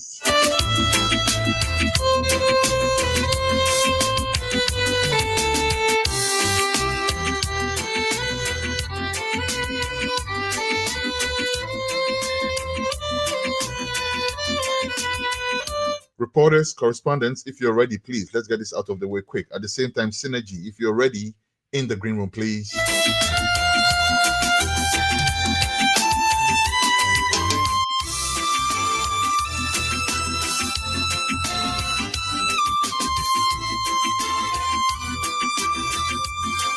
All right, we have our first correspondent, Justice. The time two interviews, no, which was worth it anyway, if you ask me.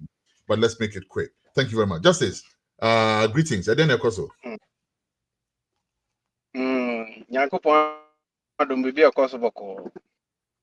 Yo, fire call. Ebeto just say Ghana or my concurrent Ghana, His Excellency John Dramani Mahama, Minister of Power, no, as Defense Minister, Honorable Dominic Ayene, accruing Ayene, what drop charges via a abandadano, a year enkane Justice Minister, Godfred Yabo Adame, or Brano or that as no, or the cases be called court, a year enkane.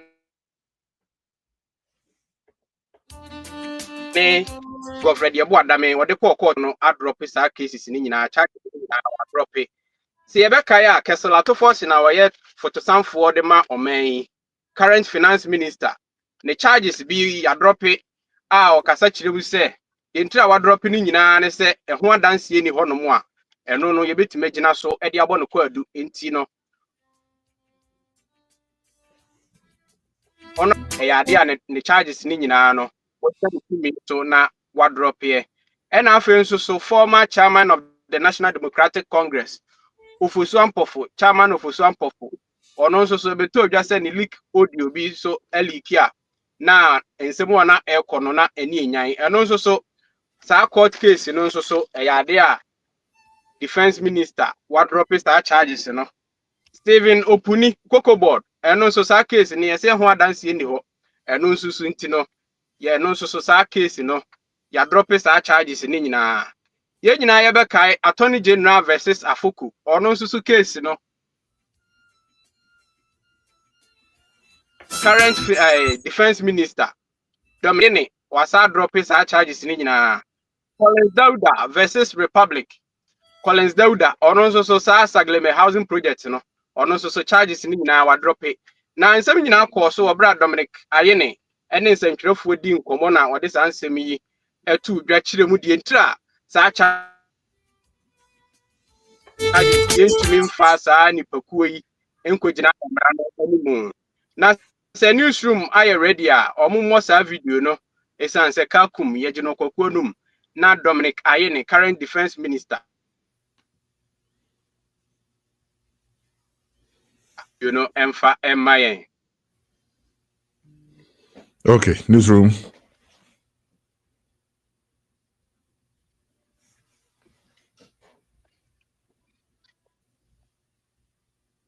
Se video no enye ready a yentu fa se kode ebrisi amu otu ani nsem ojabum na yemfa ye ni nkyere fight against Galamsey.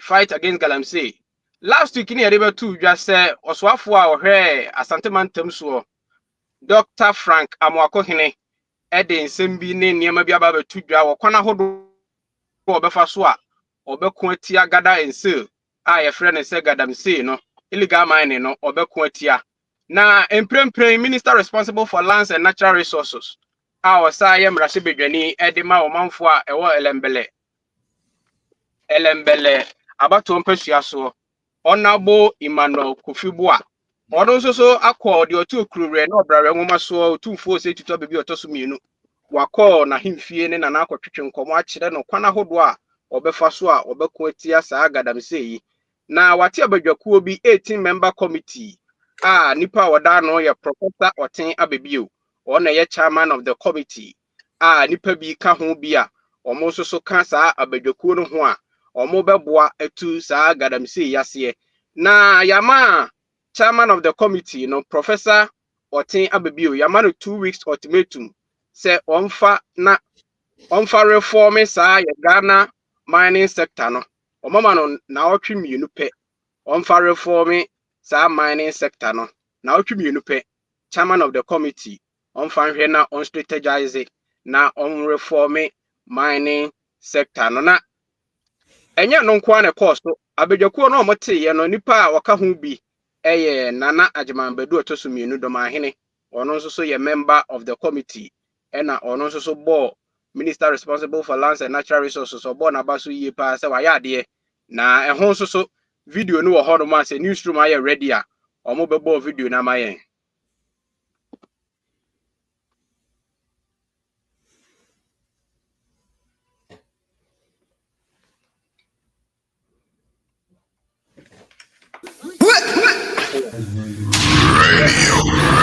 Culture. He prefers to be called Comrade chief directors and very learned professors from academia. I know that we have invited representatives from the AG's office, police, the defense ministry, Ministry of Environment here in Folsom, and key critical sectors. And I think, as the minister stated earlier, this is a fight that must be a collective fight. I was shaking when I had my first presentation here. And the mining sector is a very critical sector, contributes strongly to this economy. But we face serious challenges, and we all have to accept it. We face illegalities in the mining sector, illegal mining, they call Galamsey, degradation of our forests. In the last presentation that we were given, the 288 forest reserves that Ghana have, 44 is gone, as I can describe it. It's basically completely. And there are even some of them that, quite frankly, have been taken over by armed gangs.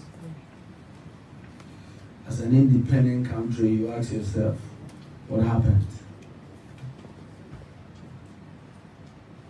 As we speak, the Ghana Water Resources Commission, in their presentation, has made it clear that the people of Ghana are drinking poison when they think they are drinking water. And why did they say that? They are saying that the normal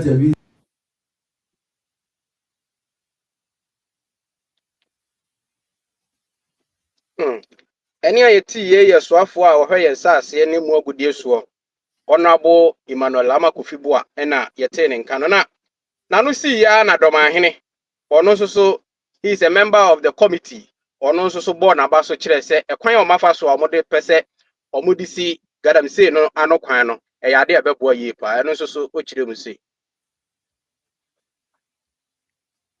inaugurated today or has been inaugurated. I say so. They feel that this job that you are doing, who is supposed to do it, because you all know this menace that we are confronted with, and as custodians of our land, you know that we appreciate this effort very, very well. On our own, we have tried to confront this menace, but to some extent we've not been so successful. And I believe that it's the right direction that the new administration has taken over and is trying to confront this, menace headlong. And I'm must say that I personally, this is a passion. I see this one to be a calling, and I know with the array of technocrats, academicians that we have, and the people here gathered at the ministry and the various sectors that you represent, you're going to formulate some policies, give us some proper guidelines so that we can confront this space. Before I end, I think you know this problem.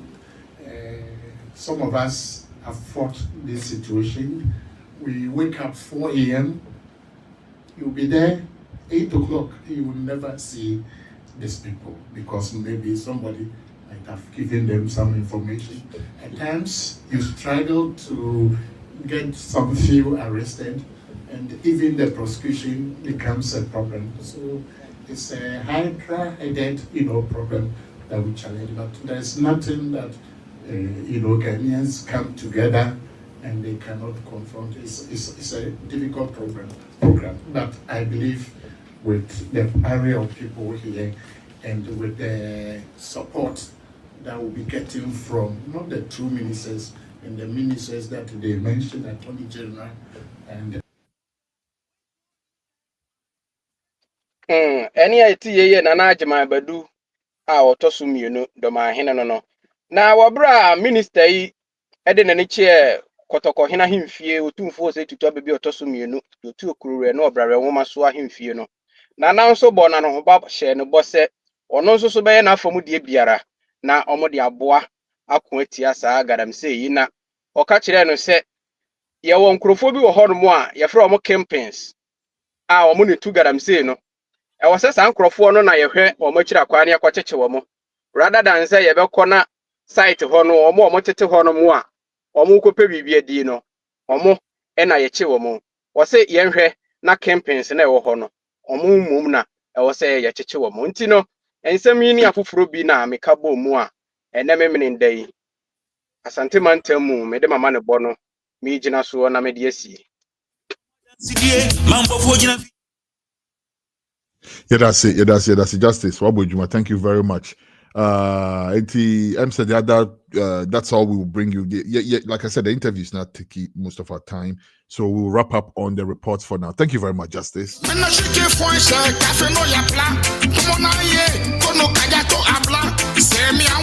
with that, we cut straight to Studio 2 in Kumasi for the Gerhard. I see Gerhard has come back. Let's have Gerhard. Let's have Gerhard really quick before we go for the entertainment or the showbiz update. Gerhard, greetings, welcome. Thank you very much. What's going on your end?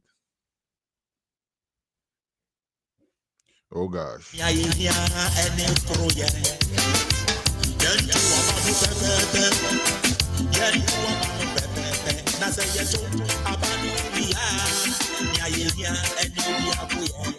I see Gerhard is making a concerted effort to get on the show.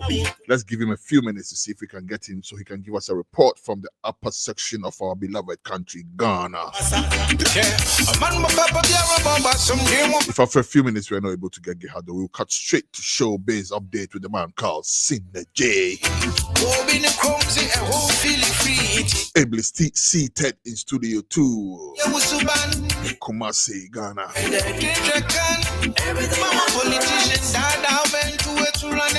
Difficulties we overcame. The same differences make us stronger. Over here, over there, voices come a unicating with the nation. One let the preferences set the sister against system of your friends, brother. Yes, brother, moving together is the power of unity.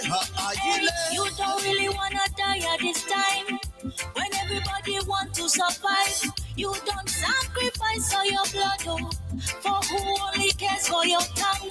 Oh yes, they only come around when it is time for you to sacrifice yourselves. If I were you, my dear, I use my energy right. You're digging top girl vibes, so yeah. Ghana needs love, we need love. Kasakana kuka, we need love. P-A-C-E. I stand for peace. I stand for peace. In Ghana we should push for peace. You and I, we should keep the peace. You and I, election of you all. This lane will never be in vain. Never. No. I don't want to see no more people dying. Zayana Yahweh. Whoa. Zayana Yahweh. Whoa. Zayana way. Whoa, Zayana Yahweh. Yo, listen, man. My name is Ja, beloved. You can call me Kwesi back when the occasion calls for it. You are watching iCulture TV. Keep it locked. iCulture TV. Africa. From African perspective.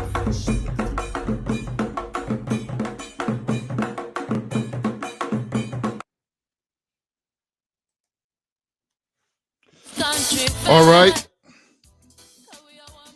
Okay, Gerhard. Do we have Gerhard? Gerhard's still struggling with his connection. So better drop the gun. So we're going to go straight to the man called Synergy. Are you ready, Synergy? Let's go for the showbiz update. Bim bam. Nice one there, job beloved, and thank you so much for handing over right there. You've done a massive work today, looking at the two massive interviews you did all about Ghana, and this is our mother Ghana. So when it comes to issues like this on Saturdays, this is where you get everything, the insight of everything. Now, one Kasaswan with their air corner, but next is entertainment update for what you have to also know about. If you're not interested in politics, if you're not interested in social stories, definitely yours will be the entertainment. I will excite you and give you the happiness. Looking at the time, let's go straight to our first story coming from people on social media talking about who is the best when it comes to freestyling. We're young in terms of production aspect when it comes to the finished product, that is the song itself, but this one is the freestyling section. So let's do this, and you also have a clear, and after that you give us a comment on how you feel the whole thing. Drop it on, let's go. Them can come condemn. Bandana know say how we still rent. Anywhere we go, we still there. People know say how we got the way. Do red me fast so. People know say how we run the show. Man a bad man, so we keep it below. People know say we still got the door. DJ Black, we got the flow. Hey, Joy, tell them we know. Hey, people I love we too. Yeah, people, yeah, girl them. Yeah, so the girl them say we got 9 milli. Anywhere we go, we tell them say we never sicky. People know say how we still bitty. Enough of them know say. Don't try come with the breach, yeah. Cause you know say, hey. Boy get a spanking when them try this thing. Cause you know me a the dan in a the blood clot thing. This I wanna reggae dancer. Me a the dan dada, yeah. Everybody know what I want. Everywhere me step a foot, fireman bringing. Them pin say my ship never sinking. Lyrically top shot. My thing them tapper. Them know me a the king, me no shock attack. Come bless up the thing like a shock attack. Hey, fire I go beat like ratata. Big up. All right there. That is right there. I'm sure you are also feeling the vibe right over wherever you are. And you are still watching iQuarter TV on Facebook. Follow us over there and let's do the trends, you know. Now, after watching the video, I am sure you are excited about one or the other, either A or B. Either you are a BIM fan or Vanguard. That is SM for life. If you're not a BIM fan, you will definitely be a fan of SM for life. With this, freestyle, who does it better? And I say, who nailed it? Now let's move on to the next story. It's all about music. And this one is Kofi King Arthur, the tardy boy who sees himself say, well, no, at the lowest level. When it comes to music, we can testify to the kind of content he gives out there. And at a point in an interview, he was asked as to the reason why, when it comes to beef, you will never see Kenyatta doing any beef with anyone. When it comes to social media negative trends, you will never see anything about concerning Kofi Kenyatta for trend or promotion. Even though, say, or release albums, or releases songs, but you will never see him related to anything that has to do with this controversy and all that. And this is the explanation Kofi Kinata gives about that. It's a competition. Later, they be after 50, 60 years, competition behind you will be all record na year, go foot out then them long years ning na put or sounded then one can put in a competition in poor at our side, it's not necessary. Yes, and this is the explanation Kofi Kinata has for us as to the reason why at a point growing up, no music in it's a competition. At a point, when it's having a beef with someone, and yana a ginger for people to see, say this person is there, this artist is also there. But at a point, he realized he said, no, in future, people will not recognize you for all the beef. People will not be known for as soon as you see this controversy around this music and it's saying that you name never, but rather you will be notified for the kind of good songs you do. Winchima and Nasa in Chima, everybody akasa assume you see the Obonyansa Numo. We can talk of people, this high life legends, Obo Mudia, you can say they have contributed their quota when it comes to Ghana music. And that has inspired Kofi Kinata. Say, well, not yet. He's not interested in anything involving in the form of a competition, but he's more focused on doing something about building a legacy years on. And then again, in that same interview, he was asked as to the reason why, to him, how does he see when it comes to rating people in this creative, comparison here and there? And this is the explanation he also gave us. A relative atasa ubia betime choosing a rapper ubia na rapper ope tamu boy na so rank creativity amantase creativity on today americana akade okay what pian obi obodo ha first no on the way the first ubia na no questions all solve obi no ndwom bi no voice bi ni beat bi so tutu obi so no ndwom bi ho it's not possible. But at the end of the day, no idea yetim ye rank card bi no idea the first the second or ye humanly added, but it's okay, keeps it going in competition so ye healthy ama nkofo kakawa no. All right there, and that is another side of it from Kofi Kinata, the tiny boy who just released Kofi. He has given us massive songs and from Eradibejistiano, Things Fall Apart, Confession, any other songs are Fear Kuma, Broken Heart, and a Fear Kuma Love. And his explanation to the reason why sometimes comparison in the industry, he doesn't see the industry, the creative industry, as a race, as a marketu. You will get some people to finish at a certain finish line. He sees Obia when creative. Obia one a talent. Obia was setting where you might recognizing it for. So when it comes to this creative, let's allow people to flow in a different way. You bet me recognize you or more for what they are known for, but not to do comparison.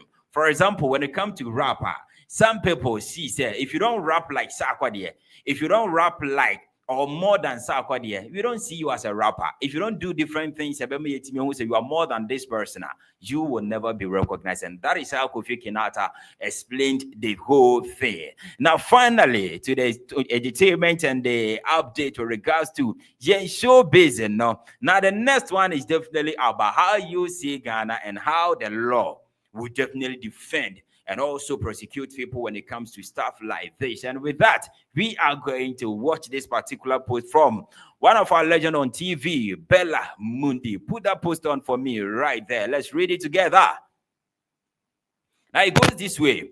Ghana is a sick country, honestly, because explain to me why there is a truck selling in Kredro with loud music and announcement as early as 6 a.m. on the streets when people are sleeping or getting ready for work. That is noise pollution. And this one is going to be our final story on Entertainment Update. How do you see that? Yes. Day by day, we go on the street, we wake up every morning and we see people making noise using trucks loaded with speakers. And even a half man on that, making noise here and there. So how do you see that? Especially Sawada and Nawuntimina. No obidi and Yumuna Mobden Yechi, ye to abano cried and a bobo. Saying, and I'm running Hunifa, na saying a wo Hunifa. And this is a poster, Bella Mundi, dropped on Twitter everywhere for people to have a feel of that. So how do you also see that? So Kokubako. If you are there, this brings out to the final update on entertainment. Thank you very much, Synergy, but you owe me an apology. Hello? Please repeat what you said. I didn't hear you. You owe me 2 apologies right now. Right there, okay. Let's go. Let me apologize. What Let did me you know. call me? What did you call me? Ja, beloved. Okay, it's better to stay there than to call me Kwekubaku. Are you serious? Sorry for that. Kwesi, Ja beloved Baku. I'm not Kwekubaku. Please don't go caught any disaffection for me. I beg you. Nice one there. let me tell you a joke. Let me tell you a simple joke, B. I was trying to get an interview with somebody in government some time ago, right? And they were proving difficult because of my name, you know. So they hear Baku and Kwesi and Kwekudia, you know, it's like, you know.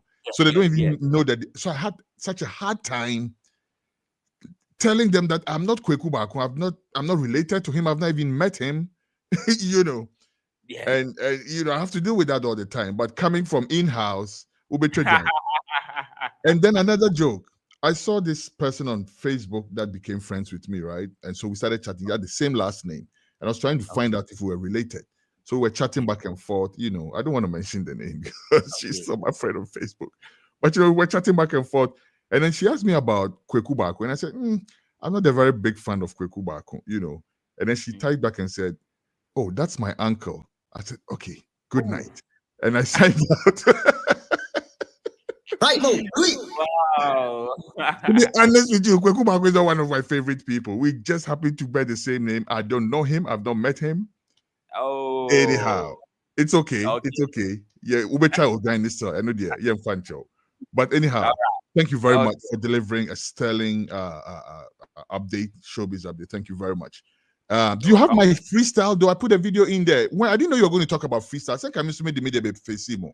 What's going on? Have you guys been able to pull the video? Oh, I will get that and do that next week, Saturday. So let's do that on Saturday, next week. Okay, well, because we're talking about freestyle, I just wanted people to check my freestyle also. You don't know. Oh, nice one there. If it's ready, you can drop it on for us to also have a feel live. Of it. I can go live. Are you ready? Oh, I am ready. Give it to us. Let's go. It's still Hold about on. entertainment. Hold so people, on 1 second. Ready? Let's go for a freestyle from. No. Let me pull my beat. Let me pull my beat. You talk for like 2 minutes. Let me pull my beat. All right. All right. Then with this, we are getting ready to have a freestyle section from Kwesi Baku. Oh, Ja beloved, nice one there. And with time, you will have a feel of it as we are still talking about freestyle. We first had the first section from Shatta Wale and Stonebwoy. With this one, it's going to be an inside freestyle section. The man that gave us the lengthy, full-loaded artist on a peace song. And then again, he gave us your bar.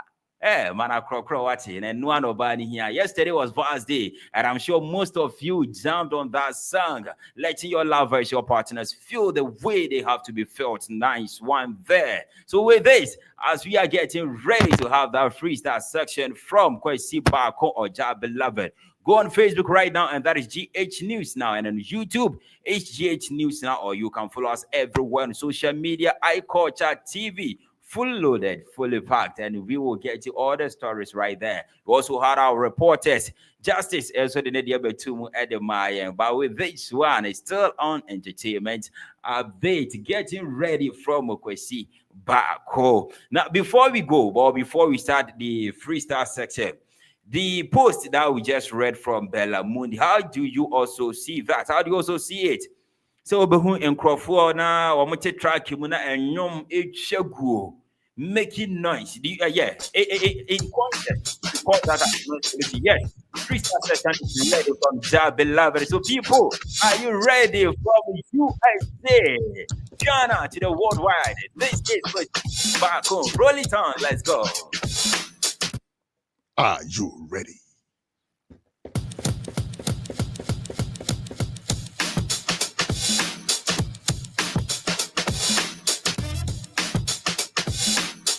Are you me? Okay, call and response. I need you to respond to this. All right? Do this. Easy. Koji wanjito. Wojise, Kozi Wanjinzo. Wojise, Kozi Wanjinzo. Wanjinzo. Wojise, Kozi Wanjinzo. Wojise. Listen, that granny baby, a cherubber baby, also kept us our baby. Called the Nikobi, as a him fan like baby, Ossi Murujai. Hey, ready for this? Mr. Jaja Crede Water, Mr. Jaja Crede Land, Jaja Crede Waland, the big ocean, Jaja Crede microphone, me wall in a me hand. That give me a safety all nation. Each and every woman will say each and every man. Time for peace, you have to burn down them run. Jump and galan and Mr. Shout out see one. Everything me say me. Are you me? Bring it back. Hey! Black by nature, proud by choice. Black by nature, proud by choice. Yes, sir. Nice one. DNA. Go.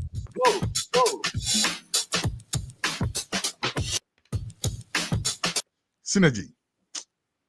Look out for the full album. What's Next one, that job beloved. Yeah, be Jerry Guinea Kratwa full on rap album because people don't know. Say when we started out checking out Big Daddy Kane and Ice Cube and KRS-One and all them one day.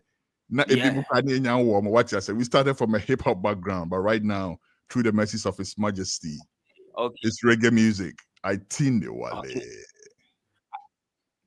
I think I just need to find time and have that kind of the aspect of you that is the artist side of you, a full interview on that for you to give us where you've for all the journey from your journey up to this point. And you have to give us just an interview on that, right? From the inside. How do you also see that? I'll be very honored, Synergy. I'll be very honored. And Mami, drop a hint, Bima. There are a lot of people in Kumasi these days. They will pump them chest and say they are this and they are that and the next thing.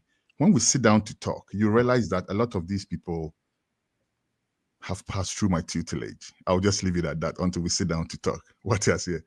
Name all the big people in the music and the showbiz industry, movies, everything. Name all of them. They are either students of mine or students of mine. Wow. The big people that are parading these days, no.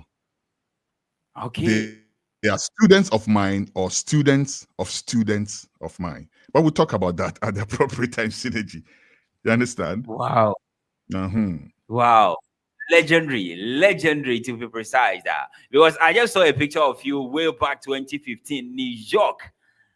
And I said, wow, you've really done your best when it comes to contributing to this media work. I see where the love is coming from. And with time, you will definitely unveil a certain part of you for people to see. Say, no, this is not the Koku Bakon, but this one is Kwesi Bakon. Charlie, who's the Ugo Socha Jayon? Tell the Jaina will be Channel. Synergy. Who will join farm? Let me say, I'll let people Bakon, but Kwesi Bakon. Studio 2. Bunshe so you know so. You get me? I think Synergy. I want us to differentiate. I want people to be able to differentiate between Bakon and Kwaku Bakon. With yours, so I want people to know remember you as Kwesi Bakon. Kwesi Bakon. Yes, that is what I mean. Okay, yeah, good. Not the Kwaku Bakon. Thank you very much. An artist. Nice one there. Now, before I go, just 1 minute of your time. Yes. The last post that we did, the last post about noise pollution. How do you see that? It is a You've major been in Ghana problem. before, and this thing is not Of new. course, I've not been in Ghana before. I'm from Ghana. You know, I live outside of Ghana right now, but Ghana is my home. I know Ghana way too well. And recently, I was in Ghana. I paid a visit to Ghana. It is a big problem. I was living in this. Thank you very much, Saudi Asemoya. But I was here fun on here discussing on a bigger scale. What I say? I was living at this place in Swami. Charlie, ahomachi na preacher phobia, some way wine phobia. And the thing with this thing is, anybody at all can say so a preacher when you bibi no about bekasa. And it's like sometimes maybe journalists may start to say me two profane songs. Can you stop me? You cannot. Because who admonition unya wa beja na woka say Holy Spirit. But maybe I'm so me admonition me nya no so me beja na me kase say be obi eni ebebi. Right? What did I make no? Where do we draw the line? But then people who come and stand there are done with big loudspeakers and blare all kind of things into the night. Omu wie ya na radio for so started. And almost started the biggest menace to that right now, Synergy. Communication centers, no. Because they will take one particular radio station, be a program, no more that. So whether I want to listen to it or not, I am forced to digest anything at all that these people decide to broadcast, right? Yeah. Including commercials that are X-rated, that are not friendly for kids' consumption. Now the worst part, baby, I was just across from a school. School nechi pe sanko for we and no money bakusio and opportunity and crabbe school no. You hear them talking, hey, and I said do with the onoma and I know about the compare and what kind of fuckery this? Wow. What kind of foolishness is this? Calm down. But we don't have any agencies to check these things. And crowd, and omu canteens, no matter no part to omu school. No, be so they are there be some school then or blare all kind of nonsense. The kids are walking to school, listening to this thing day in and day out. But remember, example, an opposite example, Synergy. And I'm sorry for taking more time than you intended to give me, maybe. But those times when we were at Legon, right? One morning, you're not your baby, you're from Bush canteen, you know, now there are people who sell newspapers along the line over there. Because there's a lot of traffic over there. Don't be set up almost stalls. Normally newspapers are boboho. One morning, who said, one of them, a display newspaper be with two men in a sexual act, right? How? Two men had been caught in a sexual act, and it was news. It was huge news at the time. Of course, it's still news, I guess, in these days. But that time, it was so shocking. And this newspaper, tabloid, in a major newspaper, one of these tabloids, had decided to post their picture on the front page with the only blocky point of contact. Everything else is there. Two men, one behind, and what the heck? And Chemwako University Primary School. And they were seeing this. You know what happened? Synergy. Our mothers, because Ghana, we have a natural idea where you move as a people, you name when something is wrong. Yes. The university people did not react. The mothers from the Bush canteen, they saw something wrong with it, and they came to shut that shit down. And I like the fact that you used the university people did not react. Students, lecturers, the mothers came and said no. They came with their thing banging. They forced the guy to take down the newspaper, that particular newspaper. You cannot display this. Yes. Wow. But I think when it comes to this noise pollution thing, it's under Environmental Protection Agency. With time, we just need to get one person from there to give us the breakdown of full education on that as to whether it is right for people to do their normal broadcast or whatever around for people, whether you are interested or not interested, as you said, preachers or people broadcasting these information centers, doing whatever they like, because this is Ghana. And this is how we do our things. So thank you so much, Koshibako, and thank you for having me for this entertainment update. We will definitely catch up. And this, I hand over to you right there. Thank you very much, Synergy. And again, we have laws in Ghana. It's just how to make them work is the problem. But there are definitely laws against noise pollution. Nana, there are places outside of Ghana, and I don't like making those examples too much, but sometimes you have to learn from these places. Right? There are places outside of Ghana. So, it's measured by decibels. So, how many decibels you can go up to? And so, Bonina say, bro, decibels. And so, neighbors, be frequency easy. Who face and I could tell about say, bro, now bono turning it down because they're disturbing neighbors. One turning it down now. Then when they come again, it's another issue altogether. Right? And so, what level B, which is clearly defined in terms of decibels.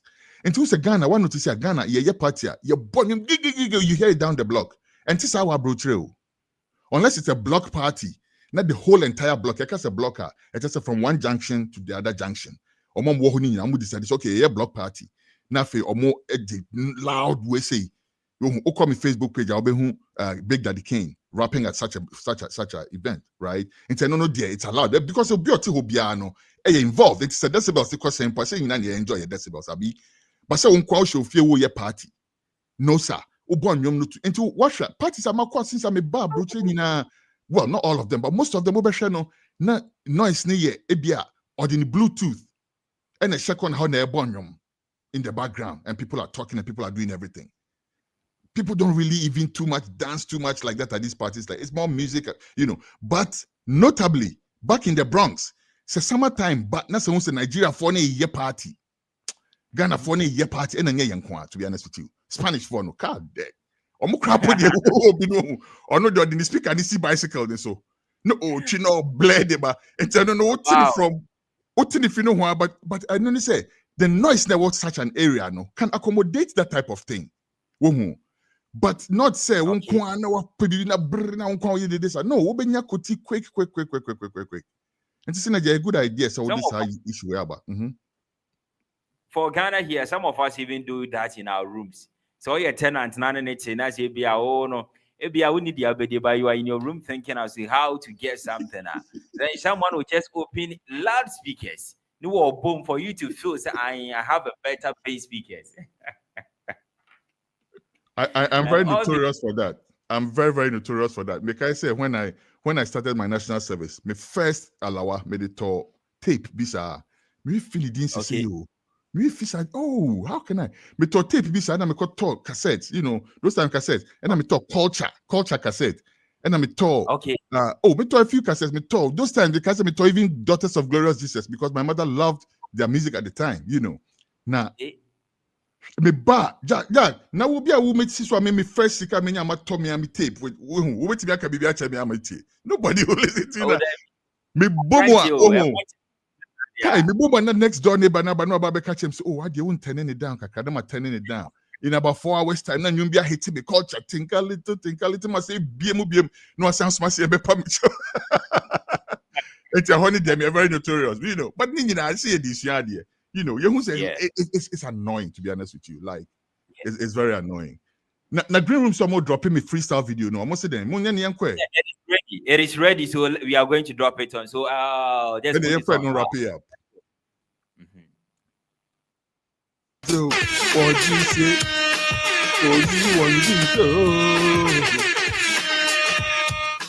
Oh, you want to 1, 2, 3, come on. Darkness is in my nature. Blackness is my culture. No need to look too hard to realize that blackness is a salient feature. Born in Africa, continental soldier. Repatriation is a must. Nice story. It's the ultimate scripture. 400 years ago, I was the same man one. Contacting the ancestor. Government warrior. The son of Tobizinga. Nayabi. Ayana Santwa. Hey! Kwame Kuma. Ajubi. Mila. I still rise. I rise. Whoa. Wow. Wow. Wow. Charlie Synergy. My entertainment update. Thank you very much. Thank you so much. And Nadia, I've been my imposing me home into your segment, but thank you very much for accommodating me. And we will see all of you next week for another great show. Thank you, Synergy. All right. Okay, and now from Studio One, we will go for the sign out right after this. Where is the video I'm looking for? Hold on 1 second. Guys, can you play the... Okay, so there. Hold on a second. Can you play the I think I need to find it. Let's go for it.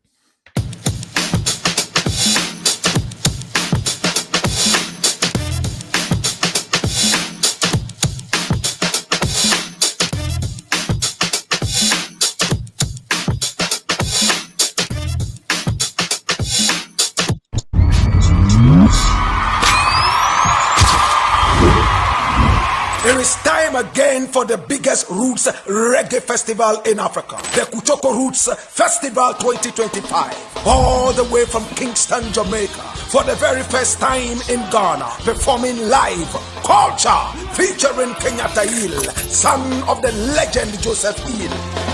I took a sleep this morning, Also bringing down the house from Augustown, Jamaica, is Dwayne Stevenson.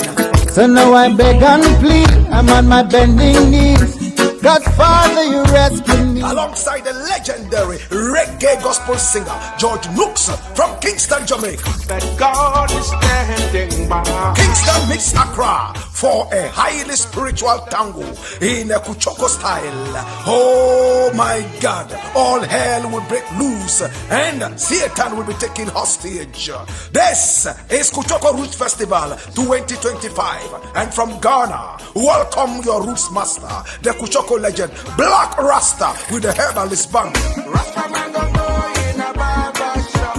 Rastaman can sit in a barber chair. Conqueraja vibes, Rena, Mighty Octodus band, Nana Nto, the Bombardier, Osajifo, Nilante, Jawai, Daddy Bosco, Ras Apia Levi, Kwame Bediakon, Akle, Tona Hope, and the High Life legend Samuel Owusu from Burkina Faso. Meet Zedmu, Rasim Porsche, and Imadu. Saturday, 8th March 2025. The venue is La Pleasure Beach, Accra. Time is 12 noon till you drop. Rate is only 50 Ghana cedis.